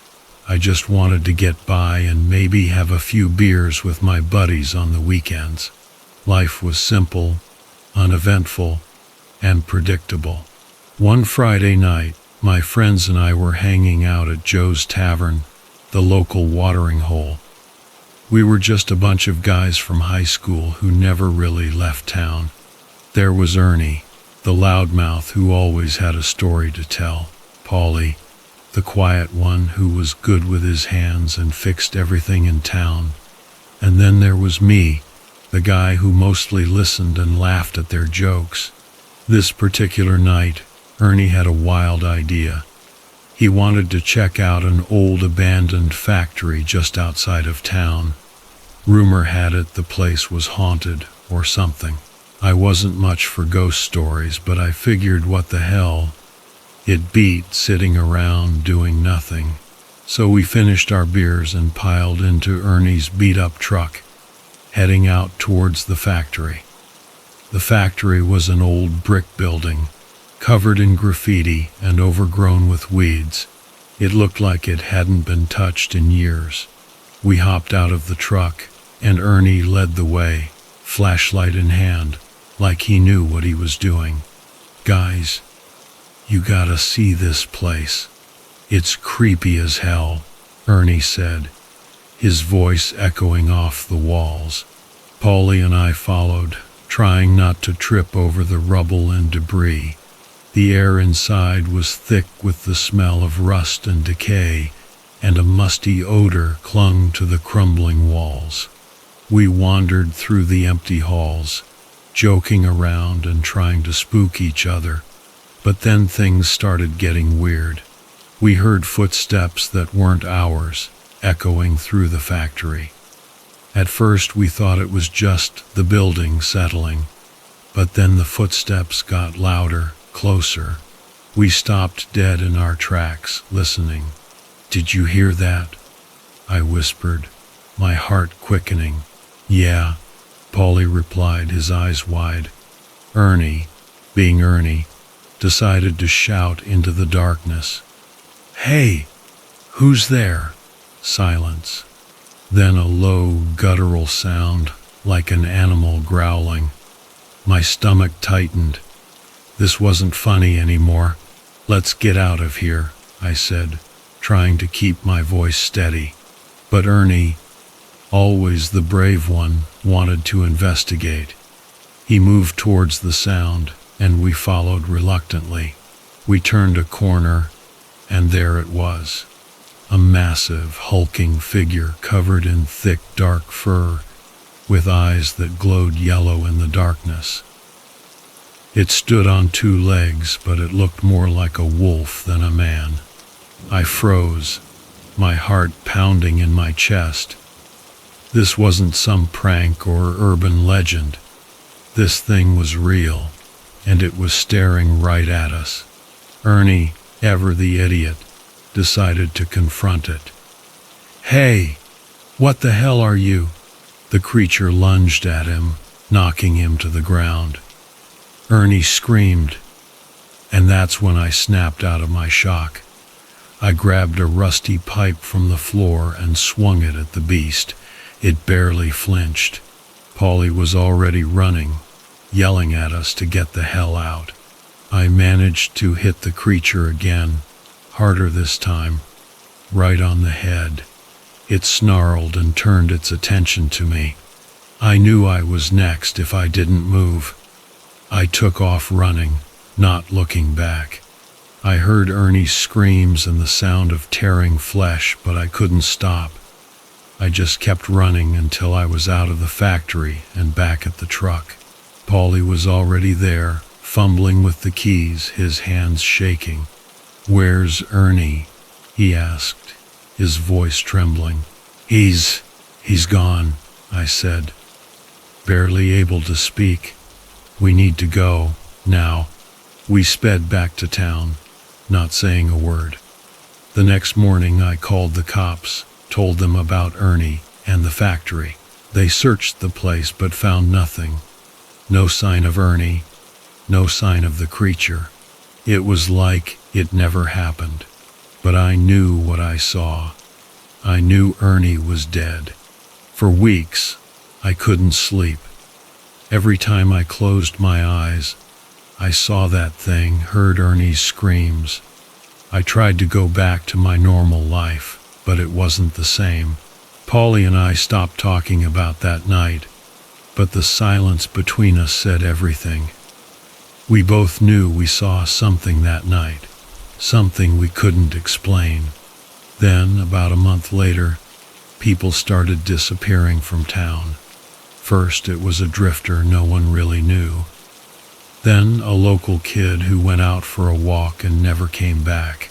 The town was on edge, and I couldn't shake the feeling that it had something to do with that night at the factory. One night, I decided to go back. I needed answers. Needed to know what happened to Ernie. I didn't tell Polly or anyone else. I just grabbed a flashlight, a baseball bat, and headed out. The factory looked even more menacing at night. But I had to do this. Inside, the place was dead silent. I retraced our steps, trying to find any clue, any sign of that creature. I reached the spot where we saw it, where Ernie died. There was blood on the floor, but no body. I kept moving, every shadow making my heart race. Then I heard it again, that growl. It was behind me. I turned, and there it was, standing in the doorway. The same yellow eyes, the same monstrous form. I gripped the bat tightly, knowing it was probably useless. The creature stepped towards me, and I swung the bat with all my might. It hit the beast's arm, but it didn't even flinch. It swiped at me, claws tearing through my shirt, grazing my skin. I stumbled back, trying to stay on my feet. I remembered the pipe from last time, somewhere on the floor. I backed up, feeling with my foot until I found it. The creature lunged again, and I swung the pipe, connecting with its head. This time it staggered. I didn't wait to see if it would get up. I ran, sprinting through the factory, out the door, and into the night. I didn't stop until I was back in my car, driving as fast as I could back to town. I went to the cops again, told them everything. They thought I was crazy, but they searched the factory one more time. Still nothing. No creature, no bodies. Just an old abandoned building. People kept disappearing though. The town was in a panic. Curfews were set, search parties organized, but no one found a thing. I knew that creature was still out there, hunting. I warned everyone I could, but most just thought I was losing it. Then one night, Polly went missing. I couldn't take it anymore. I packed up and left town, moved as far away as I could. I tried to forget, to move on, but the memories haunted me. Years passed, and I built a new life. But every now and then I'd hear about a disappearance in some small town, and I'd wonder if it was the same creature, if it was still out there hunting. I never went back to Fenville.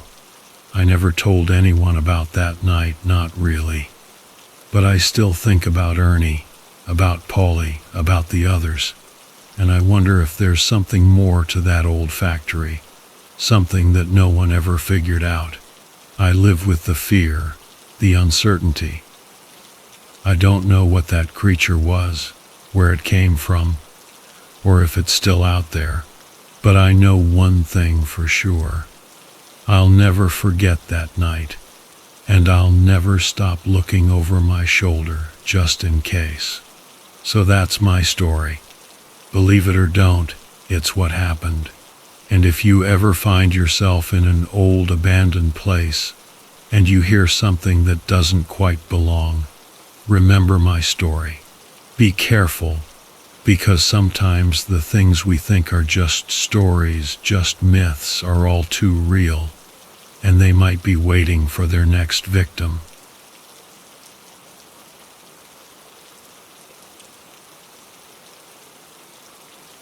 My name is Clyde Hamlin, and this story is from 1996, a year I won't forget no matter how much I try.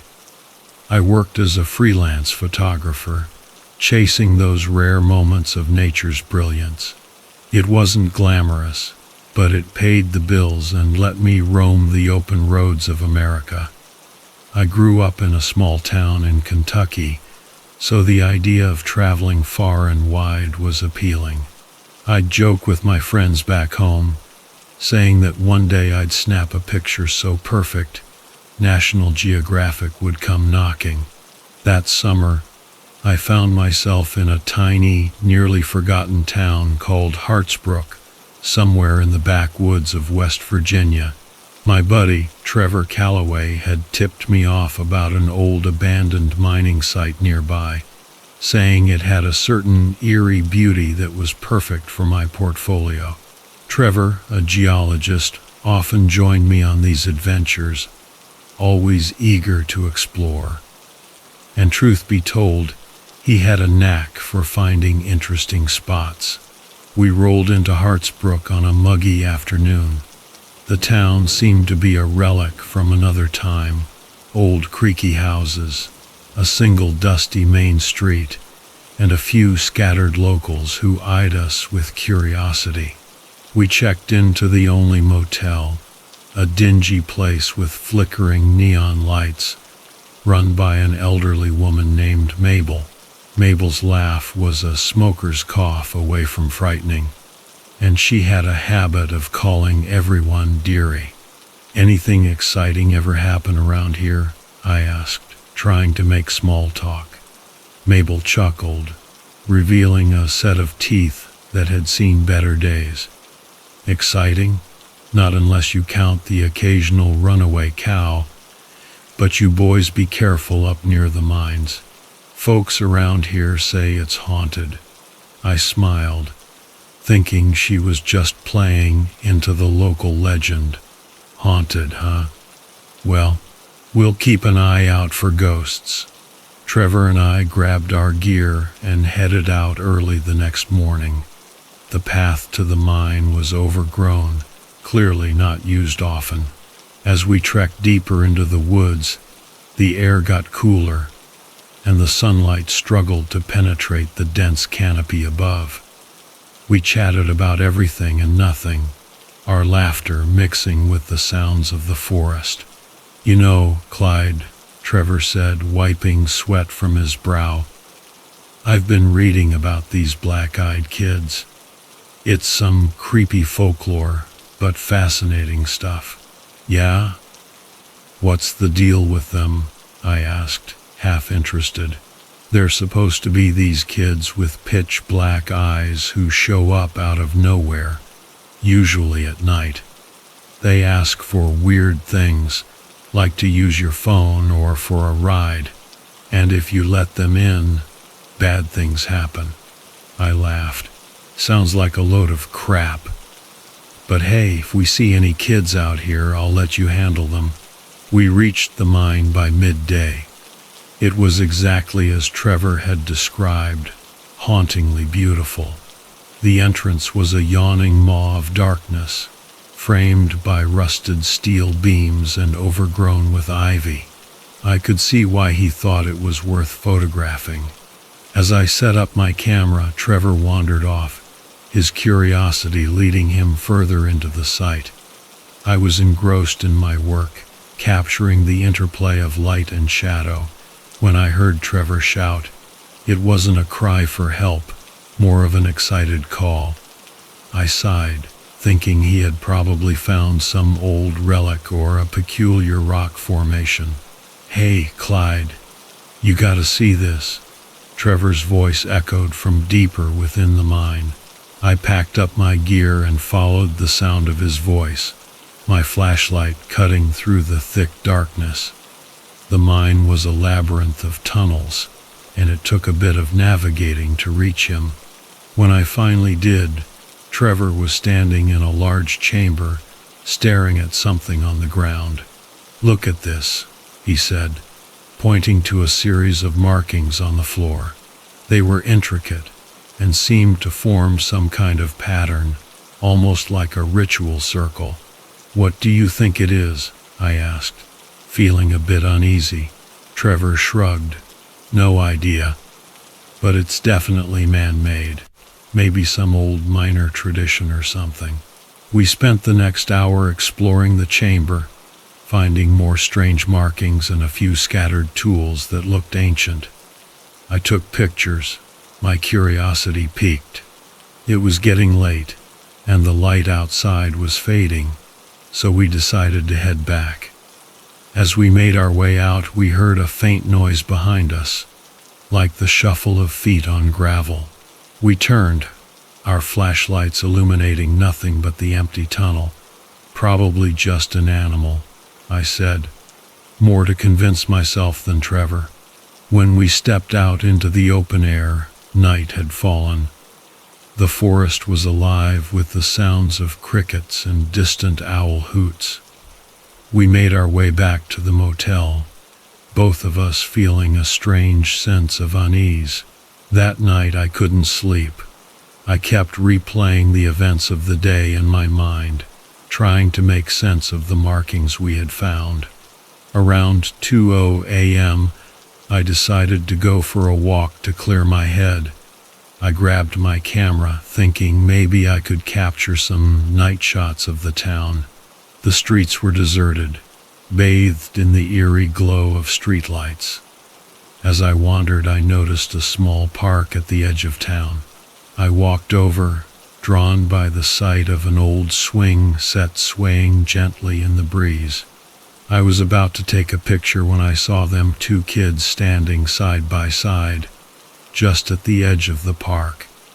They were maybe 10 or 11, wearing outdated clothes that looked like they belonged to another era, and their eyes, pitch black, just as Trevor had described. "Hey there," I called out, trying to sound friendly. "What are you kids doing out so late?" They didn't answer, just stood there staring at me. I felt a chill run down my spine, and a voice in my head screamed at me to leave. "Do you need help?" I asked, taking a step back. The taller of the two spoke, his voice monotone and devoid of emotion. "We're lost. Can you take us home?" I glanced around, the hairs on the back of my neck standing up. Something was very wrong. "Where do you live?"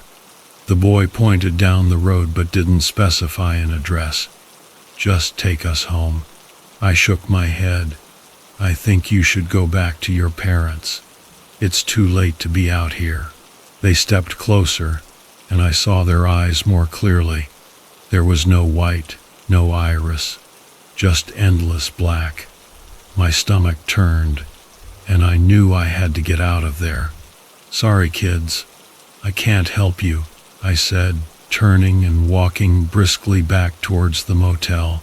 I could hear them behind me, their footsteps almost silent. I didn't look back. When I reached the motel, I found Trevor waiting outside our room, looking pale and shaken. "Clyde, you won't believe what I just saw," he said, his voice trembling. "Let me guess," I replied. "Black-eyed kids?" He nodded. "They were outside my window, just staring at me. I don't know what they want, but we need to get out of here." We packed our things in record time and drove out of Hartsbrook, not stopping until we reached a bigger town several miles away. We checked into a new motel, both of us too wired to sleep. "Do you think they followed us?" Trevor asked, glancing nervously at the window. "I don't know," I admitted. "But we need to figure out what's going on." The next day we did some research at the local library, digging through old newspapers and records. We found a few mentions of disappearances and strange sightings around Hartsbrook, but nothing concrete. It seemed like the town had a history of odd occurrences, but no one had ever connected the dots. We decided to call it a loss and head back to Kentucky. The drive was long and tense, neither of us saying much. When we finally got back, I felt a sense of relief wash over me. We were safe, or so I thought. A few weeks later, Trevor went missing. He had gone out for a hike and never returned. The authorities searched for weeks but found no trace of him. I was devastated, and a part of me couldn't shake the feeling that those kids had something to do with it. Life went on, but I couldn't forget what had happened. I kept my distance from remote towns and abandoned places, focusing instead on more mundane photography jobs, but the memory of those black eyes haunted me, a constant reminder of the unknown dangers that lurk in the shadows. Years passed, and I eventually moved on, but the fear never truly left me. I kept a gun in my house, not taking any chances. One night I woke to the sound of footsteps outside my bedroom window. My heart raced as I reached for the gun, creeping towards the window. I peered outside and saw nothing, but the sense of dread remained. I knew they were out there, watching, waiting. I never saw the black-eyed kids again, but the memory of that night in Hartsbrook stayed with me. It's a story I rarely tell, and when I do, it's with a heavy heart and a weary glance over my shoulder. So if you ever find yourself in a quiet, forgotten town, and you see children with pitch-black eyes, don't engage them, walk away. And whatever you do, don't invite them in. Trust me, some doors are better left unopened.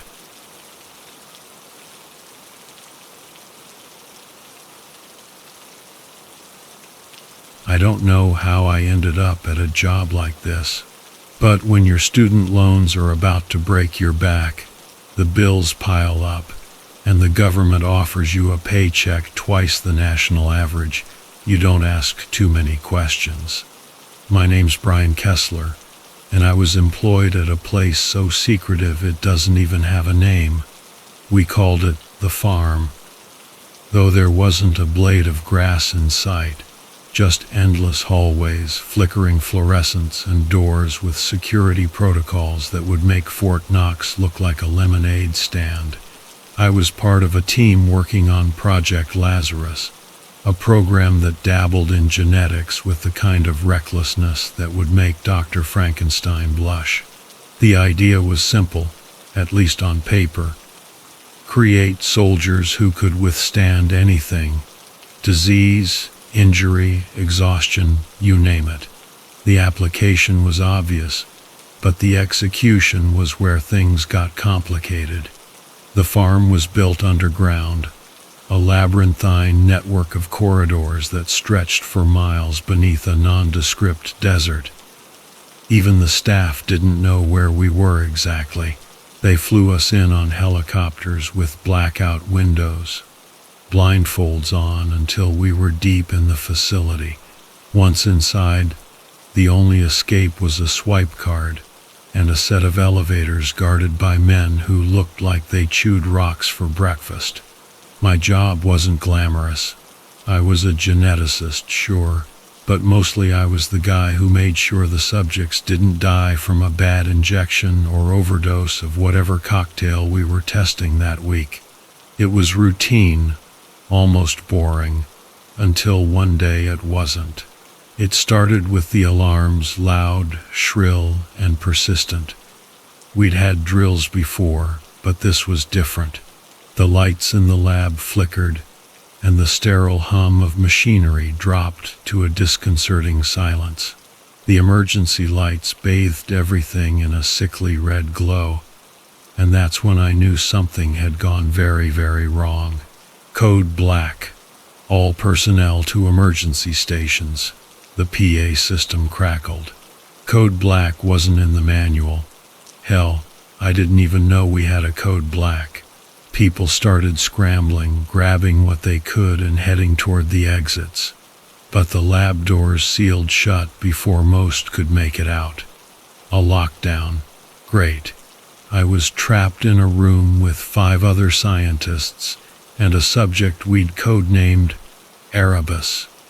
A hulking thing, part man, part something else. Erebus was our success, enhanced strength, rapid healing, heightened senses, the works. But with that success came a problem. Erebus wasn't entirely stable. You see, when you mess with nature enough, it starts to mess back. The subject was kept in a reinforced glass chamber, monitored 24/7. But when the lights went out, so did the power to the containment unit. We heard the hiss of depressurization, and then the glass creaked. My heart raced as I realized that without power, the seals wouldn't hold. "Get out!" I shouted to the others, though it was pointless. The doors were locked, and the control panels showed no signs of life. There was nothing we could do. The glass cracked with a sound that sent shivers down my spine, like the splitting of ice on a frozen lake. Then it shattered, shards flying in all directions, as Erebus stepped out, seemingly unfazed by the carnage.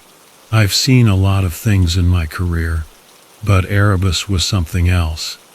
He was 7 feet tall, covered in thick, leathery skin that was almost translucent under the emergency lights.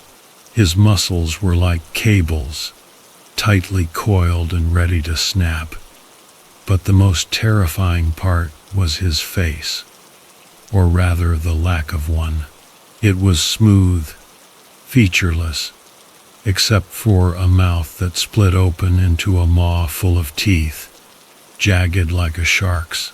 Dr. Meyer, one of the other scientists, tried to speak, to reason with the thing, Erebus, you need to remain calm. We're here to help. Erebus tilted his head as if listening, then lunged. Myers' words died in his throat as Erebus's hand plunged into his chest. The sound was wet, crunching, a sound I'll never forget. Myers' eyes bulged as he gasped for air that would never come. And then Erebus ripped his heart out, throwing it aside like it was a piece of garbage. We were next. I could see it in the way Erebus turned towards us, a predatory instinct that had been buried under layers of human programming but was now fully unleashed. We backed away, but there was nowhere to go. No weapons, no way out.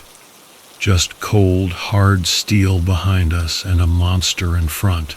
Dr. Carlyle, the youngest of us, lost it.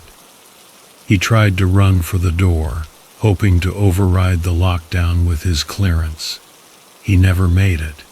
Erebus moved with a speed that defied logic, his hand clamping down on Carlyle's neck. With a sickening snap, the lifeless body slumped to the floor.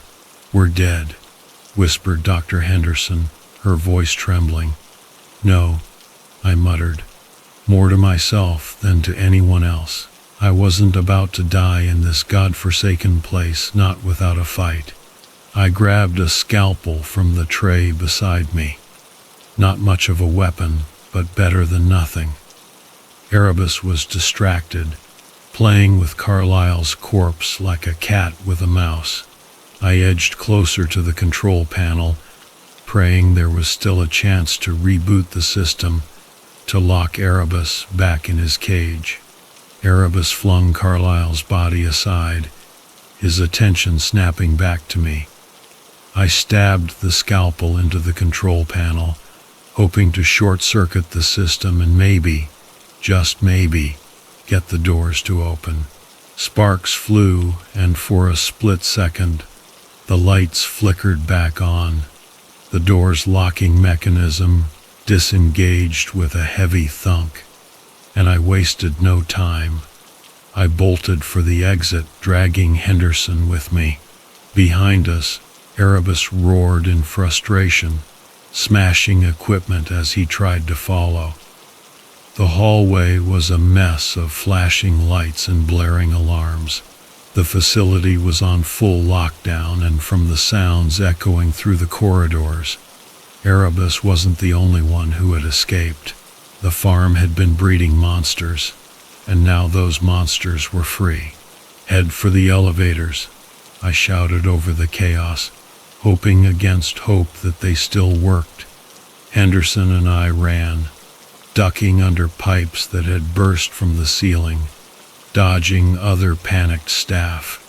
A security officer, one of the few who hadn't deserted his post, handed me a gun standard issue. Nothing fancy. "Take it," he said, his voice shaking.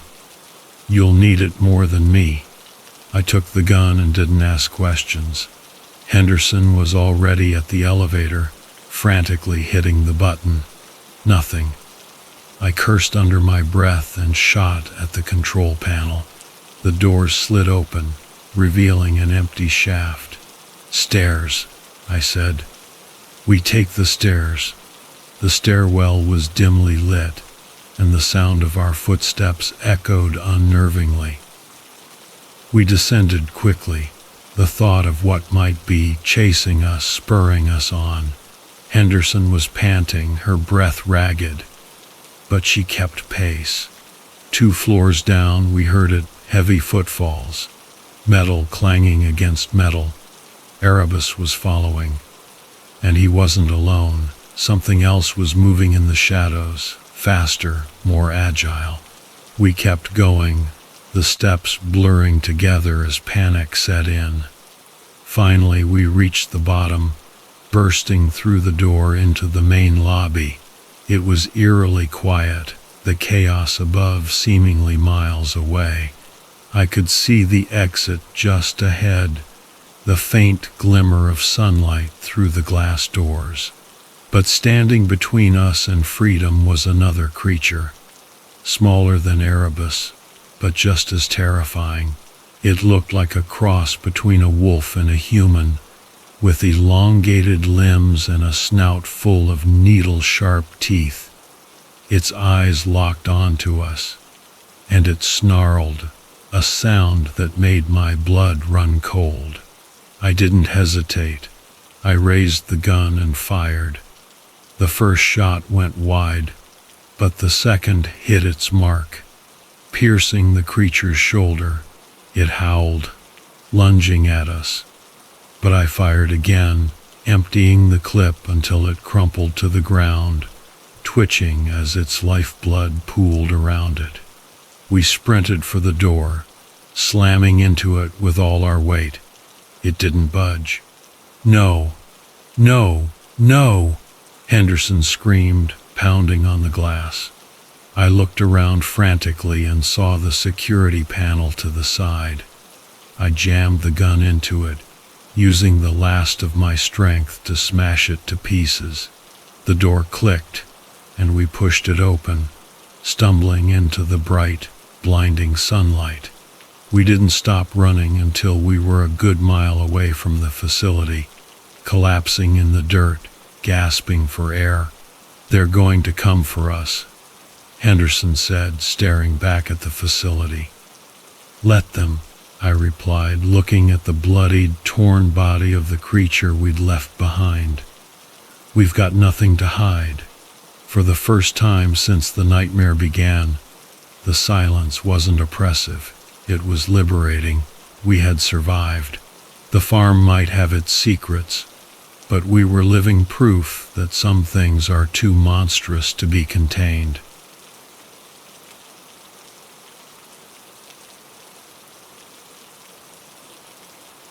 "I wasn't supposed to be here," I muttered to myself as I navigated the steep embankment, my boots slipping on the loose shale. There was a reason no one hiked this side of Ironclad Ridge, but I wasn't here for the views. My name is Wyatt Kimbrough, and being a park ranger in the untamed expanse of the Siskiyou Wilderness had never been the kind of job you walked away from because of a little discomfort. The terrain was relentless, the solitude endless, and the dangers, well, they were supposed to be familiar, yet nothing felt familiar today. My radio had gone silent 3 hours earlier, a dead zone nestled in the belly of the dense pine forest, leaving me to rely on old-fashioned instinct and my outdated map. I was responding to an emergency call, a distressed signal from a hiker who had been lost for over 2 days. When dispatch first received it, I thought it was some kind of equipment malfunction. No one should have survived that long out here without supplies or shelter. I never anticipated what I would find. The forest was eerily quiet as I descended into the narrow valley. Every rustle of leaves or snap of a twig had me on edge. But it wasn't just the usual wilderness sounds. Something was off. I could feel it. There's an instinct that takes over after years of patrolling the woods. Your body knows when something's wrong, even before your brain catches up. Ahead, I spotted a clearing marked by a single tree with a split trunk. I had been through this area many times, but I'd never seen this clearing before, almost as if the land had shifted beneath itself, exposing new pathways that had long been hidden. I glanced at the coordinates in my notebook. This was where the signal had pinged, but there was no sign of the hiker. I felt my stomach churn with unease. The air here was heavier, like the atmosphere itself was pressing down on me with invisible hands. I couldn't shake the sensation that I wasn't alone, though there was no sound to betray an intruder. It was just the feeling that eyes were on me. Then I smelled it, the stench of rotting flesh. I moved toward the source, finding a body slumped against the tree. It was a man, probably in his early 30s. His clothes were tattered, his face pale and gaunt. But it wasn't just the decay that unnerved me. His limbs were twisted at unnatural angles, like something had crushed him and then tried to piece him back together. There were deep gouges in his flesh, raw and jagged, and something that looked almost like bite marks. I swallowed hard. This wasn't the work of a bear or a mountain lion. I'd seen those attacks before. This was different. It didn't make any sense. If an animal had done this, why had it left the body? Predators didn't just abandon a fresh kill. I crouched down to inspect the wounds, noting that whatever had mauled him had powerful jaws, stronger than anything native to this region. And the bites. No animal I knew had teeth that matched these impressions. They were wide and uneven, almost like someone had taken a pair of shears to him. As I turned to leave, I heard a low thump behind me, a branch snapping. I gripped my rifle, though deep down I knew it wouldn't do much good if whatever had done this decided to come after me. I scanned the tree line, searching for movement, and then I saw it. Something moving between the trees just beyond the clearing. It was fast, too fast to be human, and its shape was distorted by the dense underbrush. But there was no mistaking it. Something was out there. I pressed myself against the tree and waited, my heart hammering in my chest as I tried to steady my breathing. Every instinct screamed at me to run, but I stayed frozen, listening, watching. A flash of pale skin between the trees. No, not skin. Fur. A hulking mass emerged from the shadows, just close enough for me to see it. The creature was enormous, almost bear-like in its size and bulk. But its face. God, its face was wrong. The snout was shorter than a bear's, more canine, with jagged tusks jutting out from the sides of its mouth like a wild boar. Its body was covered in thick, matted fur, but its legs were too long, too twisted, and they ended in massive clawed feet, more like an alligator's than any mammal I'd ever seen. I could barely move.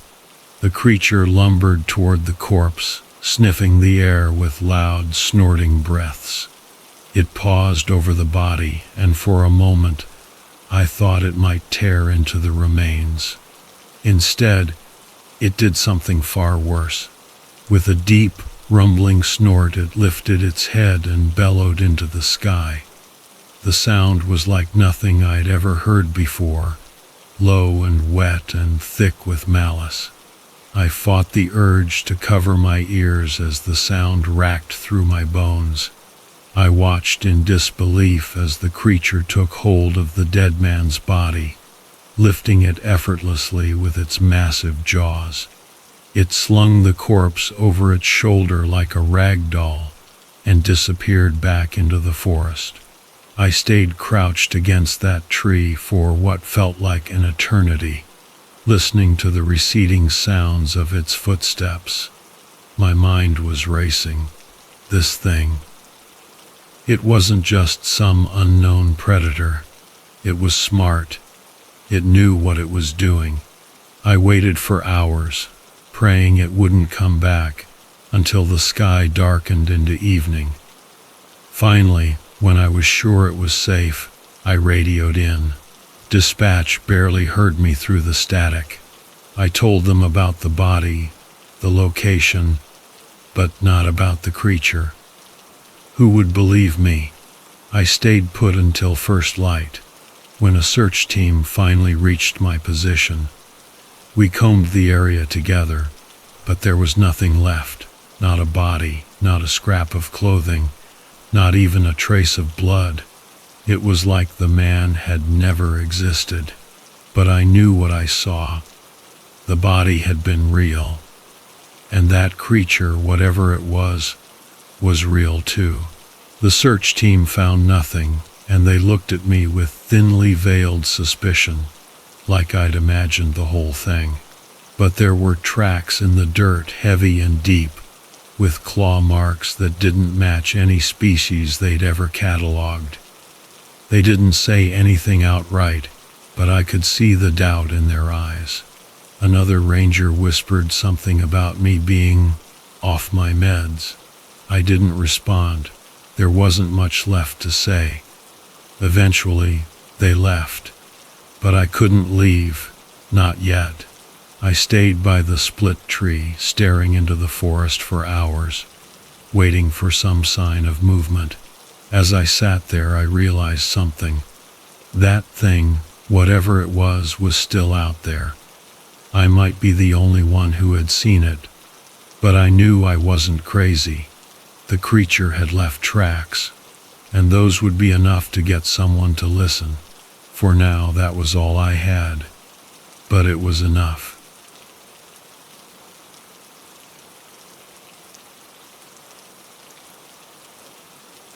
It wasn't my first time in the Black Hills, but it was the first time I had felt uneasy there. My name's Ever Huxley, and I've been hiking these parts since I was a kid. This place, with its rugged granite peaks and dense, ancient forests, has always been my refuge, my escape from the world. But something about this trip felt off from the start. I had convinced my old buddy, Vaughn Kingsley, to come along. Vaughn was an ex-Marine, tough as nails and a solid friend, but not much of an outdoorsman. He preferred the familiarity of the city and the structured chaos of his day job. Still, he agreed, maybe because he needed the break, or maybe just to humor me. We set out early, the sun barely cresting over the horizon as we packed up the last of our gear and headed into the woods. The air was crisp and cool, with the scent of pine needles filling our lungs. The trail we chose was one I'd done before, a tough but rewarding hike that led to a secluded lake, the kind of place where you could find peace, if only for a while. The first few miles were, as I remembered, thick pine forests, the air crisp and clean, the only sounds being the crunch of our boots on the ground and the occasional call of a distant bird. Vaughn was quieter than usual, and I chalked it up to the unfamiliar environment. I teased him a bit, calling him a city boy, and he laughed, but it was forced. Something was gnawing at him, but I didn't push it. By mid-afternoon, we'd made good progress and decided to set up camp near the lake. The water was a perfect mirror, reflecting the towering pines and the pale sky above. We fished for a while, caught a couple of decent-sized trout, and cooked them over a fire. It was peaceful, almost too peaceful. As dusk settled, the temperature dropped, and the forest seemed to close in around us. The trees, which had been so welcoming in the daylight, now stood like silent sentinels, their branches whispering in the breeze. I couldn't shake the feeling that we were being watched, though I dismissed it as just nerves. Vaughn didn't seem to notice, or if he did, he didn't show it. But he was on edge, fiddling with his gear, checking and rechecking his knife, the way he used to before a mission. We didn't talk much as night fell. The fire crackled softly, and the sounds of the forest became more pronounced. The rustling of leaves, the distant howl of a coyote, the occasional snap of a twig. I caught myself glancing into the darkness more often than usual, half expecting to see something lurking just beyond the firelight.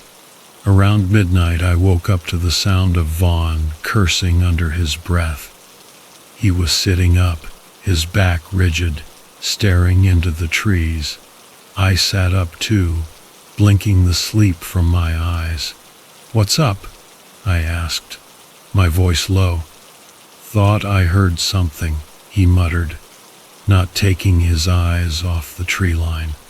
"What kind of something?" He shook his head. "Don't know, maybe nothing. But it didn't sound right." We sat there for a while, listening. The forest was still, unnervingly so, as if it was holding its breath.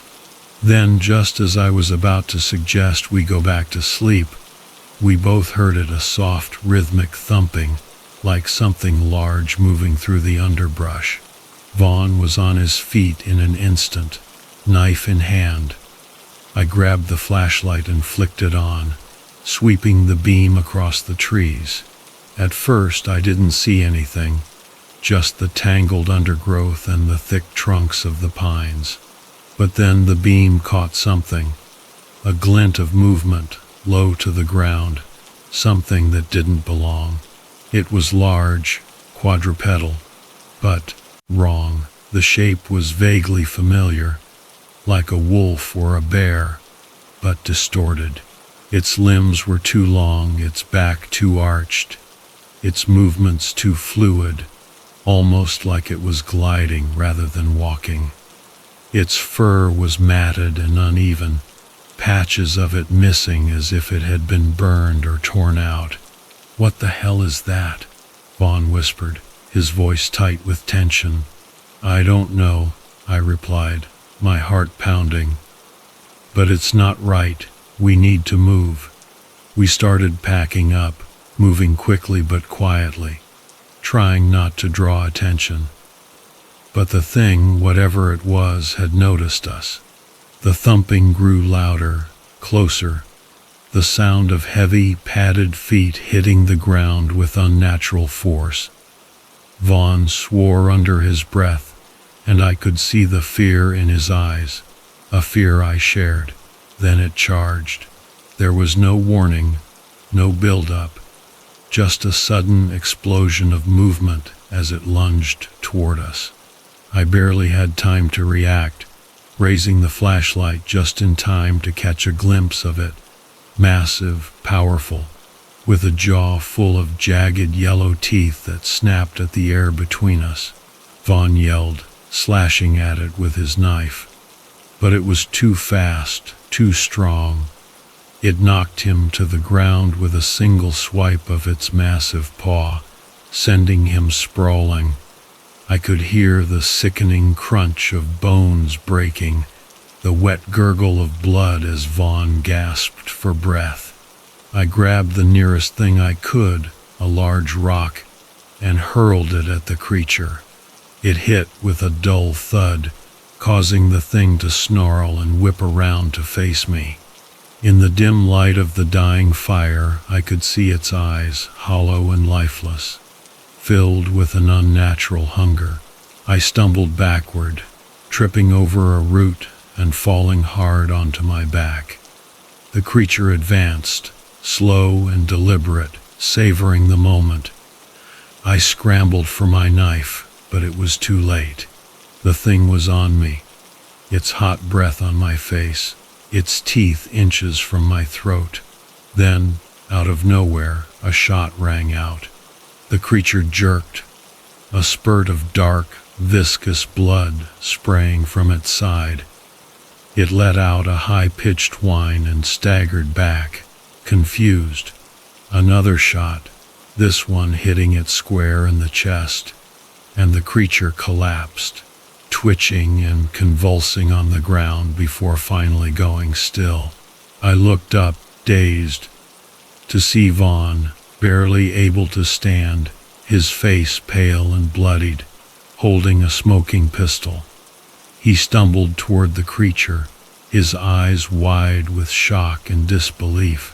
"What the hell was that thing?" he gasped, his voice trembling. "I don't know," I replied, my voice barely a whisper.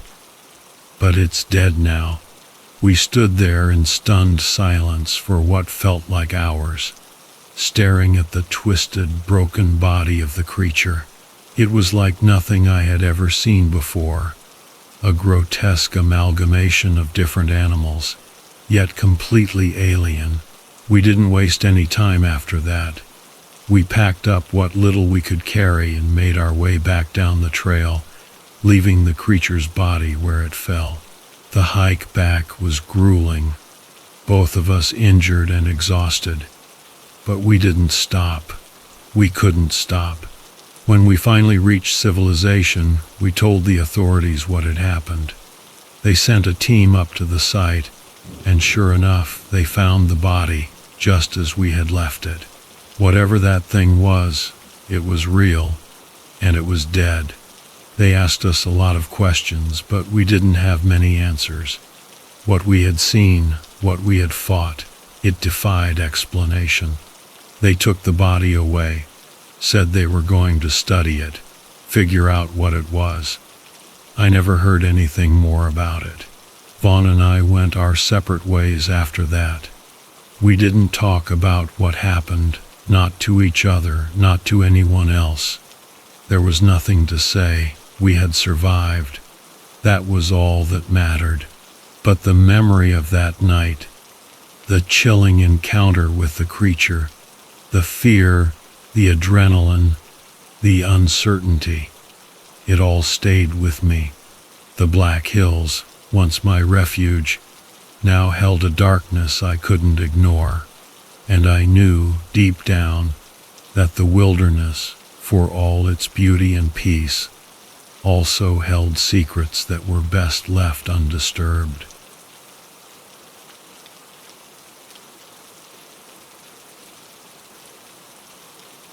I'm Waka Ghost Bear, a construction worker by trade and a member of the Lakota Sioux. When you're working on a skyscraper 100 stories up, with the wind howling and the city beneath you like a maze of toy blocks, you don't have time for superstitions. But the events of that day changed everything I thought I knew about the world. It began like any other workday. I was stationed at the new high-rise development on the outskirts of Santa Fe, New Mexico. The air was crisp, and the sun was just starting to break over the horizon, casting long shadows across the desert landscape. The site was buzzing with activity as the crew prepared for another day of grueling labor. The foreman, Hank Whitmore, a grizzled old-timer with a face like worn leather, barked orders as usual. "Ghost Bear, get your ass up there and check the safety harnesses on the top level. We don't need another incident like last week." I nodded and grabbed my gear, making my way to the elevator. The harnesses were a routine check, nothing out of the ordinary. But Hank was right, we couldn't afford any mistakes. As the elevator creaked and groaned its way up, I took in the view of the vast desert expanse, a stark contrast to the steel and concrete jungle we were erecting. Reaching the top, I stepped out onto the platform, the wind immediately whipping against my face. I secured myself to the safety line and began inspecting the harnesses, double-checking each buckle and strap. That's when I noticed something strange. There were deep scratches on the metal beams, like claw marks, and patches of dried blood splattered across the surface. "What the hell?" I muttered to myself. I radioed Hank. "Hey Hank, you seen these marks up here?" There was a crackle of static before his voice came through. "What marks? Quit messing around, Ghost Bear. Just get the job done." I shook my head, not wanting to push it further, but the unease settled in my gut like a stone. I continued my inspection, my eyes darting around for any sign of what might have caused the damage. As I reached the far end of the platform, I heard a faint, almost imperceptible growl. I froze, listening intently. Must be the wind, I thought, trying to shake off the feeling of being watched. But the hairs on the back of my neck stood on end. and a primal instinct screamed at me to get out of there. I finished the inspection as quickly as I could and made my way back down to the ground. Back at the base, the guys were gathered around the break area, sharing stories and laughs. I tried to join in, but my mind kept drifting back to the marks and the growl. One of the newer guys, a young kid named Jose, noticed my distraction. "Hey, Waka, you okay? You look like you've seen a ghost." I forced a laugh.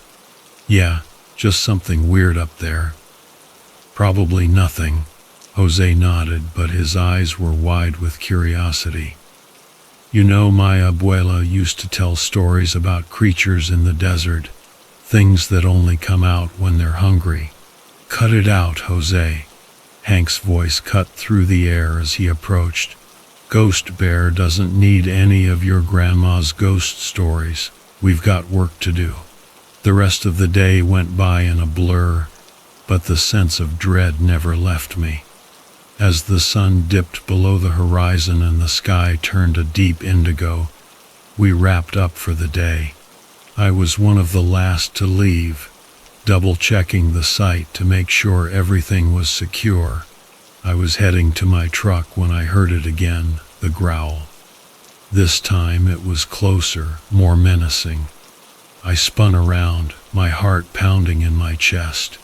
The site was eerily quiet, the only sound the distant hum of the city. Then I saw it, a shadow moving swiftly among the beams, too fast to be human. My breath caught in my throat as the creature stepped into the dim light cast by a nearby flood lamp. It was unlike anything I had ever seen. A hulking, monstrous figure covered in matted, dark fur, with long, sharp claws and teeth that glinted in the light. I stumbled back, fumbling for my radio. Hank, you there? There's something on the site." The response was static, then silence. Panic surged as the creature advanced, its eyes fixed on me with a predatory hunger. I turned and ran, my footsteps echoing in the empty site. I could hear the creature behind me, its growls growing louder, more insistent. I reached the edge of the site and scrambled into my truck, slamming the door shut just as the creature lunged at me. It hit the side of the truck with a force that shook the entire vehicle, leaving deep gouges in the metal. I jammed the keys into the ignition and floored it, tearing out of the site and into the safety of the city. I didn't stop until I reached the police station. Bursting through the doors, I tried to explain what I had seen, but the officers just stared at me like I was crazy. One of them, a tall man with a skeptical look on his face, took my statement but didn't seem to believe a word of it. "We'll send a patrol to check it out," he said. But I could tell he was just humoring me. I left the station feeling frustrated and helpless. I knew what I had seen, and I knew it was real. But how do you convince people of something so unbelievable? The next day, I returned to the site, determined to find some evidence. Hank was there, looking annoyed. "Ghost Bear, where the hell were you last night? You caused a panic with your wild story." I ignored his scolding and headed straight for the top level. The scratches and blood were still there, but the creature was gone. I took photos with my phone, hoping to have something concrete to show the authorities. As I made my way down, I found Jose and a couple of the other guys huddled together, their faces pale. "What's going on?" I asked. "Another guy is missing," Jose said, his voice trembling. "We found his hard hat up there, covered in blood." My stomach dropped. This was getting worse. I showed them the photos I had taken, and their reactions were a mix of fear and disbelief. "We need to get out of here," one of the guys said. "This place is cursed." But leaving wasn't an option. We had a job to do, and walking away would mean losing everything. Hank tried to keep the crew calm, but the tension was palpable. Every noise, every shadow set us on edge. That night I couldn't sleep. I kept thinking about the creature, the missing men, and the scratches. I decided to stay at the site, keeping watch from my truck. I had a shotgun with me, not exactly company policy, but I wasn't taking any chances. Around midnight, the creature returned.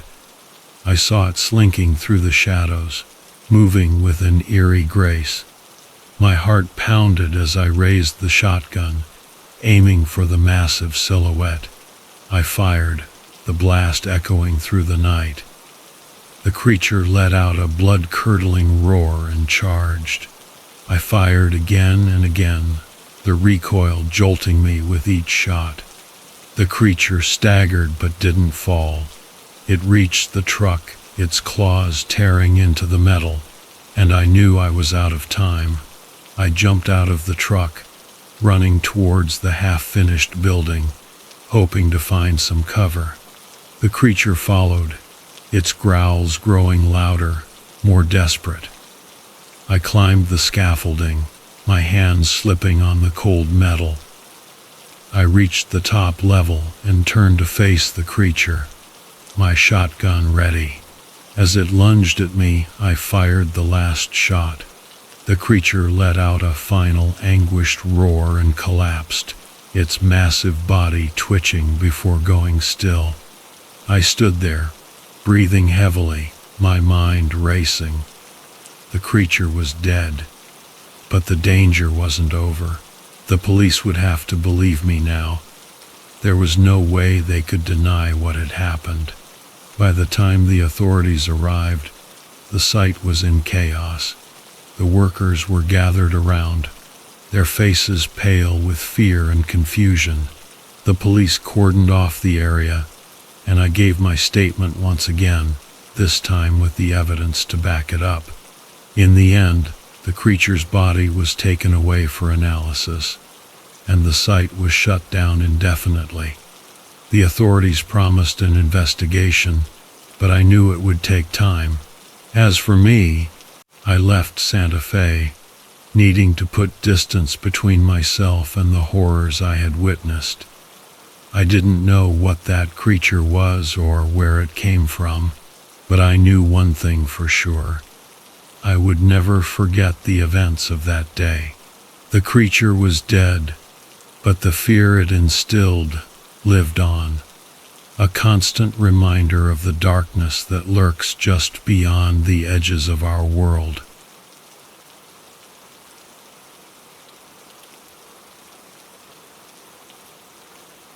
You know those days when the air smells like rain and you just feel something is off? That's how my morning began. I'm Clyde Yuma, a Pueblo Native American working as a forest ranger in the Sangre de Cristo Mountains in New Mexico.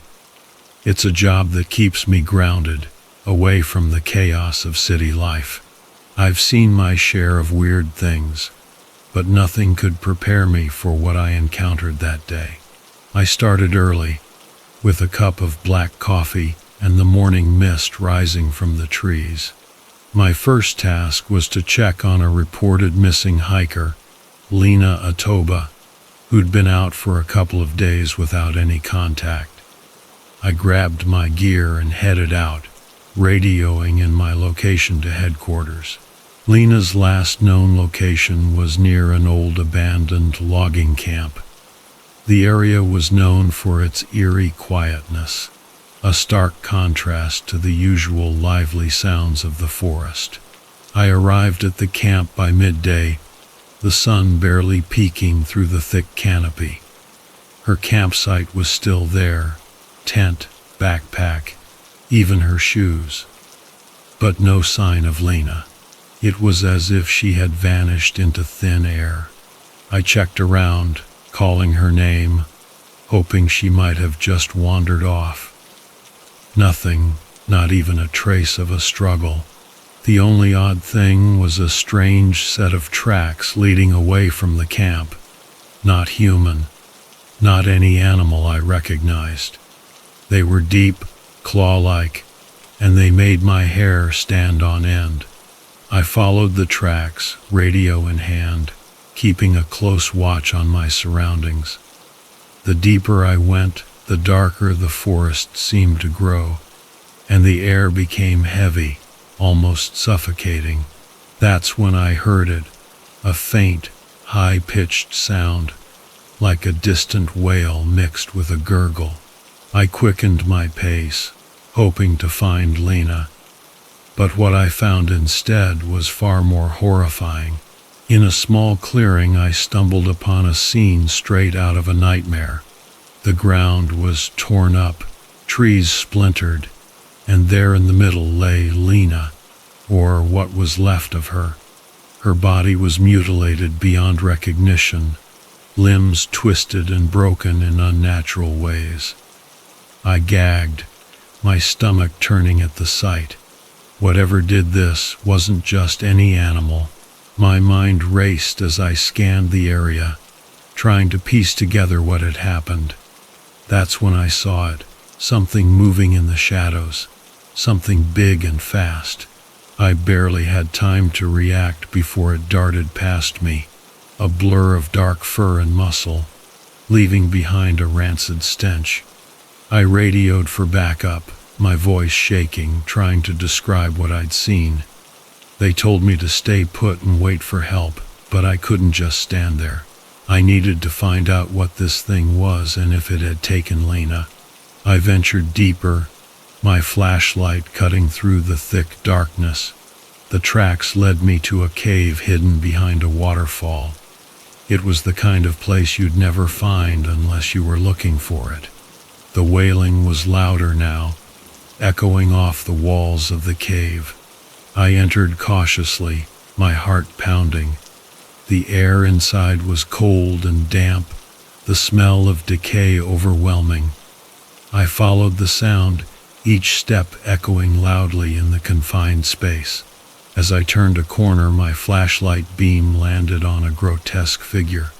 It was hunched over, feeding on something or someone. Its body was covered in matted, dark fur, with claws that looked like they could tear through steel. Its face was a grotesque mix of animal and human, with a mouth full of sharp, uneven teeth.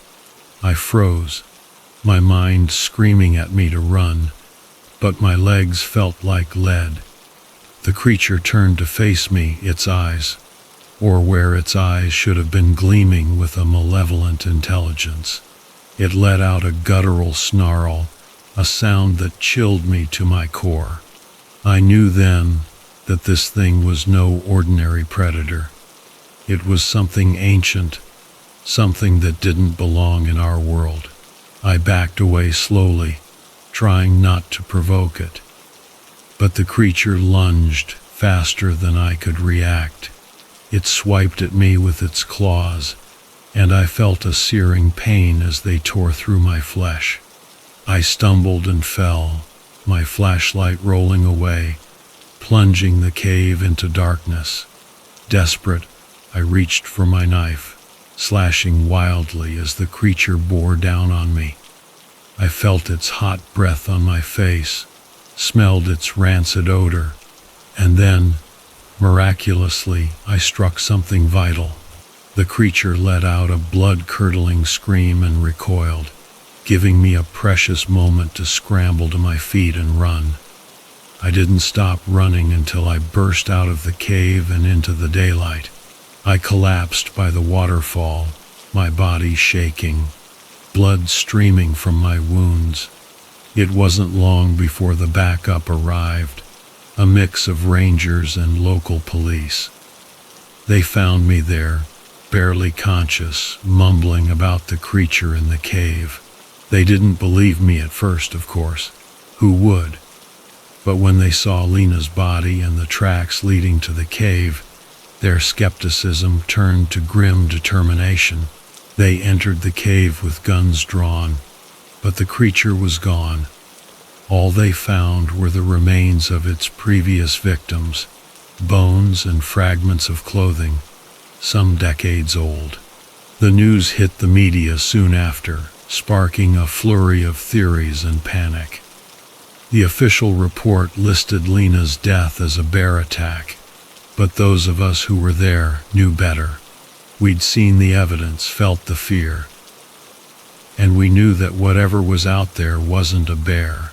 I took a long time off after that, trying to piece my life back together. The forest no longer felt like home. It felt like a place of nightmares. But I couldn't stay away forever. The mountains were in my blood, and eventually I returned to my post. The memories of that day still haunt me, but I've learned to live with them. I carry a gun now, always prepared for the worst.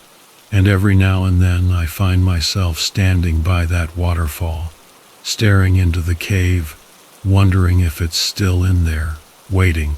I guess that's just life for a ranger in the Sangre de Cristo Mountains.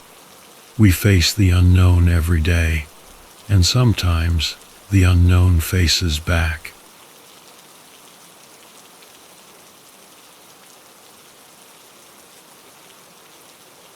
I never thought I'd find myself crawling through the dense underbrush of the Great Smoky Mountains, but here I was, in the year 1996, doing just that.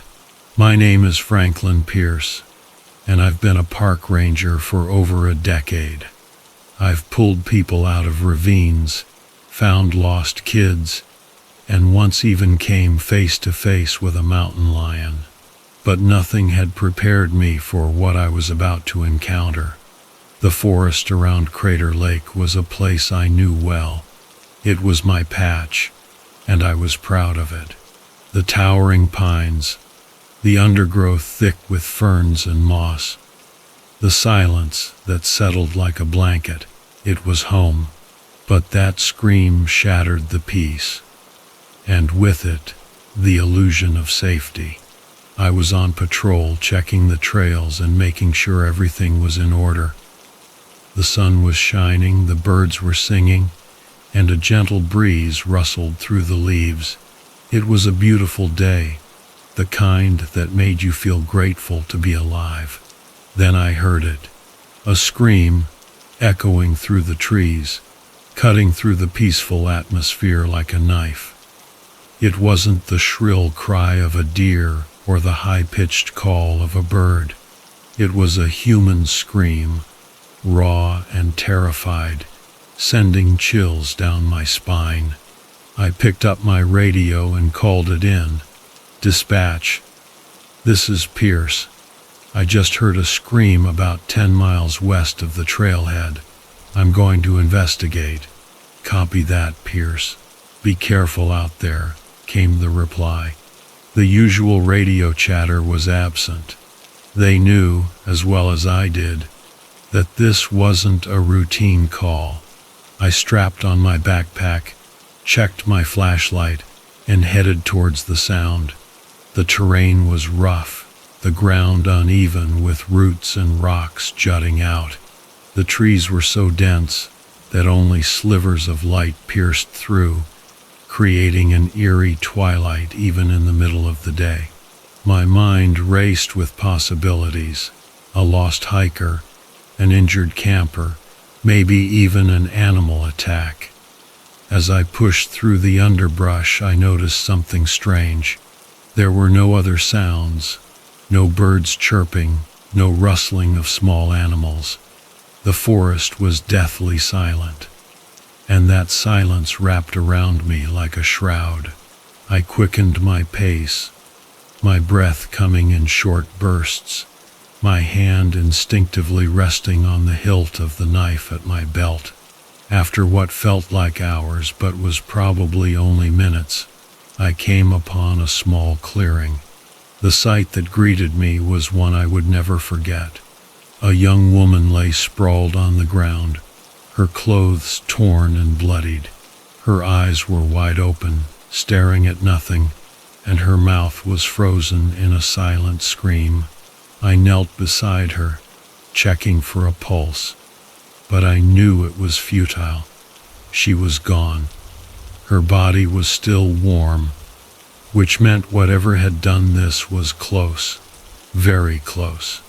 I stood up, scanning the area, my heart pounding in my chest. There were no signs of a struggle, no footprints leading away from the scene. It was as if she had been dropped there by some unseen hand. Suddenly, a rustling sound came from the edge of the clearing. I turned, my flashlight cutting through the shadows. For a moment, I saw nothing. Then, something moved. It was quick, darting between the trees, too fast for me to get a good look. But I saw enough to know that it wasn't human. I backed away, my mind racing. I needed to get back to the trailhead, call for backup. Whatever was out there, I couldn't face it alone. As I retraced my steps, the silence seemed to press in on me. Every crack of a branch, every rustle of leaves made me jump. I had the unnerving feeling that I was being followed, but every time I turned around, there was nothing there. Finally, I reached the main trail. I was about to radio for help when I heard another scream, this one closer. It was followed by the unmistakable sound of something large crashing through the underbrush. I turned, shining my flashlight into the trees, and caught a glimpse of it. It was big, at least 7 feet tall, covered in matted dark fur. Its limbs were long and sinewy, and its face was a nightmare, elongated, with a mouth full of sharp teeth. It looked like something out of a horror movie. It stood there for a moment, staring at me with those eyes that seemed almost human. Then it let out a roar and charged. I barely had time to react. I turned and ran, my heart pounding, my breath coming in ragged gasps. I could hear it behind me, crashing through the trees, getting closer with every step. I pushed myself harder, my legs burning, my lungs screaming for air. I burst out of the trees and onto the trail, my foot catching on a root. I went down hard, the wind knocked out of me. I scrambled to my feet, but it was too late. The creature was upon me, its claws slashing through the air. I raised my arms to defend myself, feeling the sharp pain as its claws raked across my forearm. Then, just as suddenly as it had attacked, it stopped. It stood over me, its breath hot and fetid, its eyes boring into mine. For a moment, I thought it was going to kill me, but then it turned and disappeared into the trees. I lay there for a moment, gasping for breath, my mind reeling. I couldn't understand why it had spared me. I forced myself to my feet, my arm throbbing with pain, and stumbled back towards the trailhead. When I finally reached my truck, I radioed for help. Backup arrived within minutes, and I was taken to the hospital. The doctors patched me up, but I knew that the physical wounds were the least of my worries. Over the next few days, a search party scoured the area, but they found no trace of the creature. The official report listed the woman's death as an animal attack, but I knew better. Whatever had killed her was no ordinary animal. I went back to work, but things were never the same. The forest that I had once loved now felt like a place of danger and dread. I still did my job, but I was always on edge, always looking over my shoulder. Months passed, and the memory of that day began to fade. I told myself that it was over, that the creature was gone. But then, one night, I got a call. Another scream, another body. This time it was a young man, found in the same clearing. I knew then that it wasn't over. The creature was still out there, and it was hunting. And I was the only one who could stop it. I gathered my gear, steeled myself for what was to come, and headed back into the forest.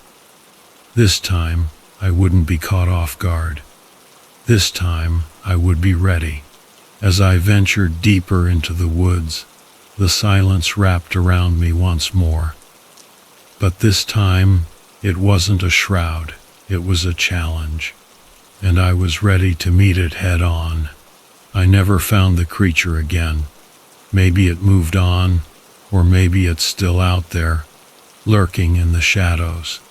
But one thing is certain, the forest will never be the same, and neither will I.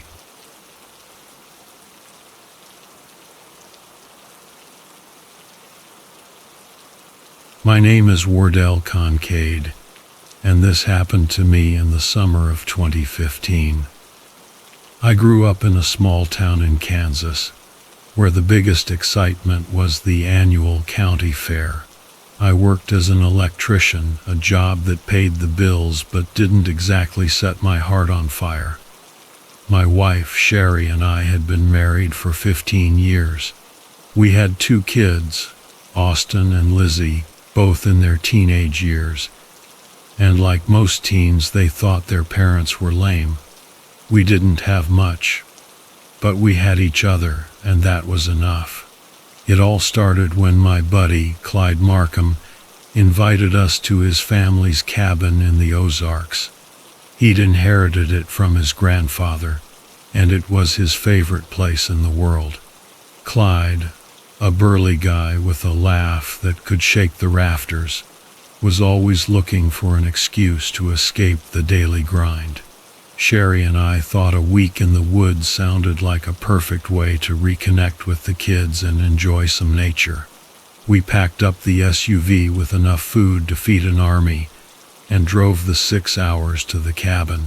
The drive was uneventful, filled with the usual bickering from the back seat and Sherry's playlists cycling through country hits. When we arrived, Clyde was already there, grinning like a Cheshire cat. "Welcome to paradise," he shouted, throwing his arms wide as if he were presenting us with a 5-star resort. The cabin was rustic but comfortable. It had 2 bedrooms, a spacious living area, and a kitchen that looked like it hadn't been updated since the 70s. Clyde gave us a quick tour, ending with the pièce de résistance, a wraparound porch with a stunning view of the lake. It was peaceful, the kind of place where you could forget the world existed. The first couple of days were perfect. We fished, hiked, and roasted marshmallows by the fire pit. The kids even put their phones down for a bit and joined in the fun. It felt good to unwind, to laugh and joke without the constant hum of stress that usually filled our lives. On the 3rd night, after a dinner of freshly caught trout and some of Clyde's homemade moonshine, the power went out. Clyde cursed under his breath and grabbed a flashlight. "Damn generator," he muttered. "It's always something with this place." I offered to help, figuring my electrical skills might come in handy. We made our way to the shed where the generator was housed, the beam of the flashlight cutting through the inky darkness. Clyde was fiddling with the machine when I noticed something odd.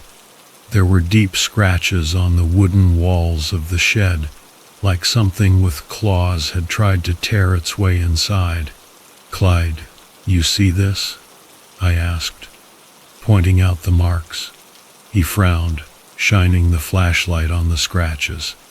"Raccoons, maybe? They can get pretty aggressive out here." I wasn't so sure.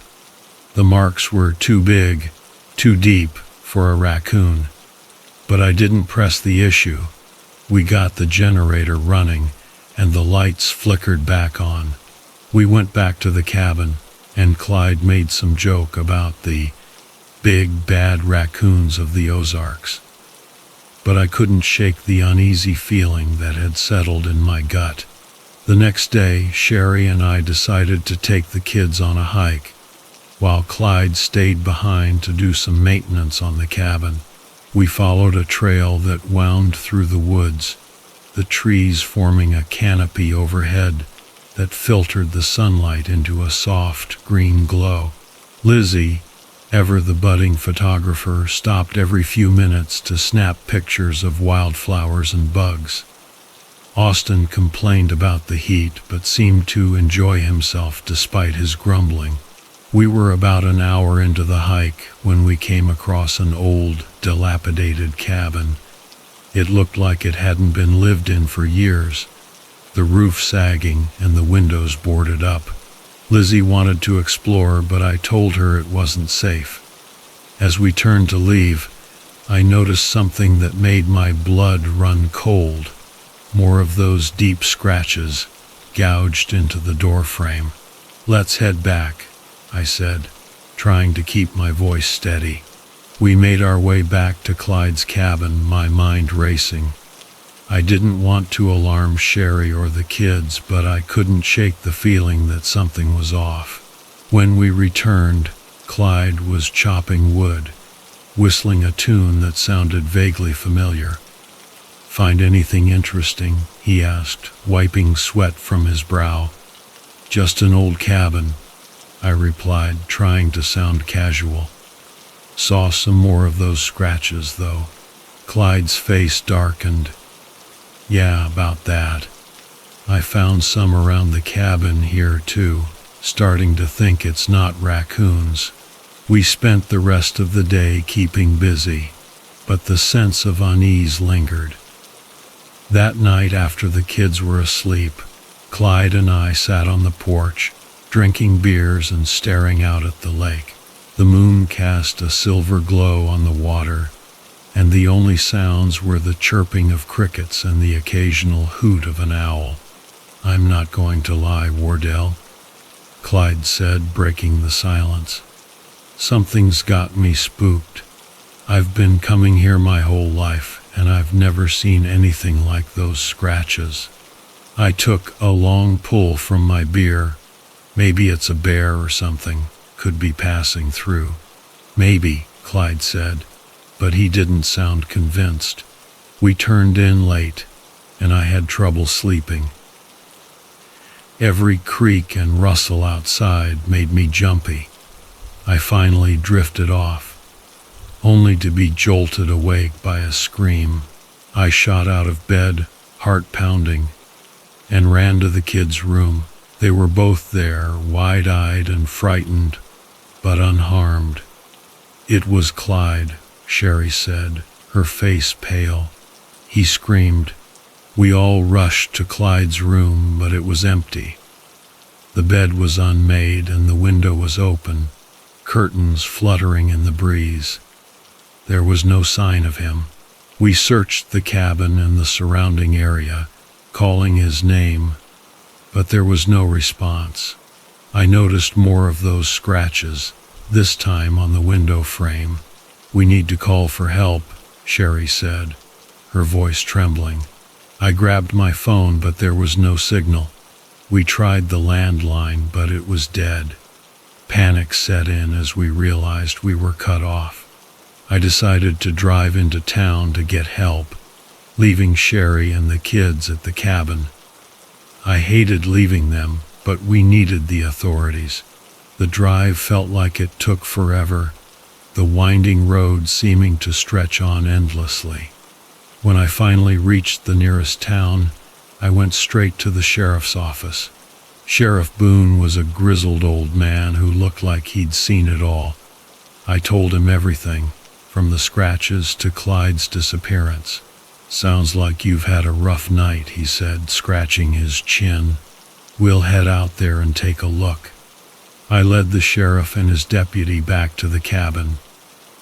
When we arrived, Sherry and the kids were huddled together on the porch, relief washing over their faces when they saw us. The sheriff started his investigation, but I could tell he was skeptical. Probably just wandered off, he said. Folks get lost in these woods all the time. I wanted to argue, but I bit my tongue. They searched the area, finding nothing but more scratches. As night fell, the sheriff advised us to lock up and stay put. He promised to send a search party in the morning. That night was the longest of my life. Every sound, every shadow, set my nerves on edge. We barricaded the doors and windows, trying to keep whatever was out there from getting in. The kids slept fitfully, and Sherry and I took turns keeping watch. Just before dawn, we heard it, a low, guttural sound, like something growling. It was close, too close. I grabbed the shotgun Clyde kept in the cabin and motioned for Sherry to stay with the kids. I crept toward the window, peeking out through a gap in the curtains. I saw it, a massive, hulking figure covered in matted, dark fur. Its eyes glowed a sickly yellow in the dim light. It was like nothing I'd ever seen, part man, part beast. It prowled around the cabin, sniffing the air, its claws leaving deep gouges in the wood. I aimed the shotgun, my hand shaking. The creature turned, locking eyes with me. For a moment, time seemed to stand still. Then it charged. I fired, the blast echoing through the night. The creature let out a howl of pain, staggering back but not falling. I fired again and again, until the gun was empty. The creature stumbled into the woods, leaving a trail of blood. I watched it go, heart pounding, adrenaline coursing through my veins. I didn't know if it was dead or just wounded, but it was gone, at least for now. When the sun rose, the sheriff returned with a search party. They found Clyde's body deep in the woods, torn apart. The sight was gruesome, and I had to turn away, bile rising in my throat. They didn't find any sign of the creature, but they saw the blood and the scratches. The sheriff didn't have an explanation, but he didn't doubt our story anymore. We packed up and left that day, driving home in silence. The kids were quiet, huddled together in the back seat. Sherry stared out the window, lost in thought. I kept my eyes on the road, my mind replaying the events over and over. We never went back to that cabin. Clyde's death was ruled an animal attack, but we knew better. We moved to a new town, trying to put the nightmare behind us. The kids had nightmares for months, and Sherry and I slept with the lights on. Life eventually returned to some semblance of normal, but we were changed. We didn't talk about what happened, but it was always there, lurking in the back of our minds. The woods were no longer a place of peace and escape, but a reminder of the horror we'd faced. Years later, when Austin and Lizzie were grown, I finally told them the whole story. They listened, wide-eyed, their faces pale. They'd known bits and pieces, but hearing the full account brought back the fear. "We survived," I said, trying to reassure them. "We're stronger because of it." They nodded, but I could see the doubt in their eyes. The world is a strange, unpredictable place, full of mysteries we may never understand. We go on because we have to, because there is no other choice. And so we live, carrying the scars of that night with us, a reminder of the darkness that can lurk just beyond the light.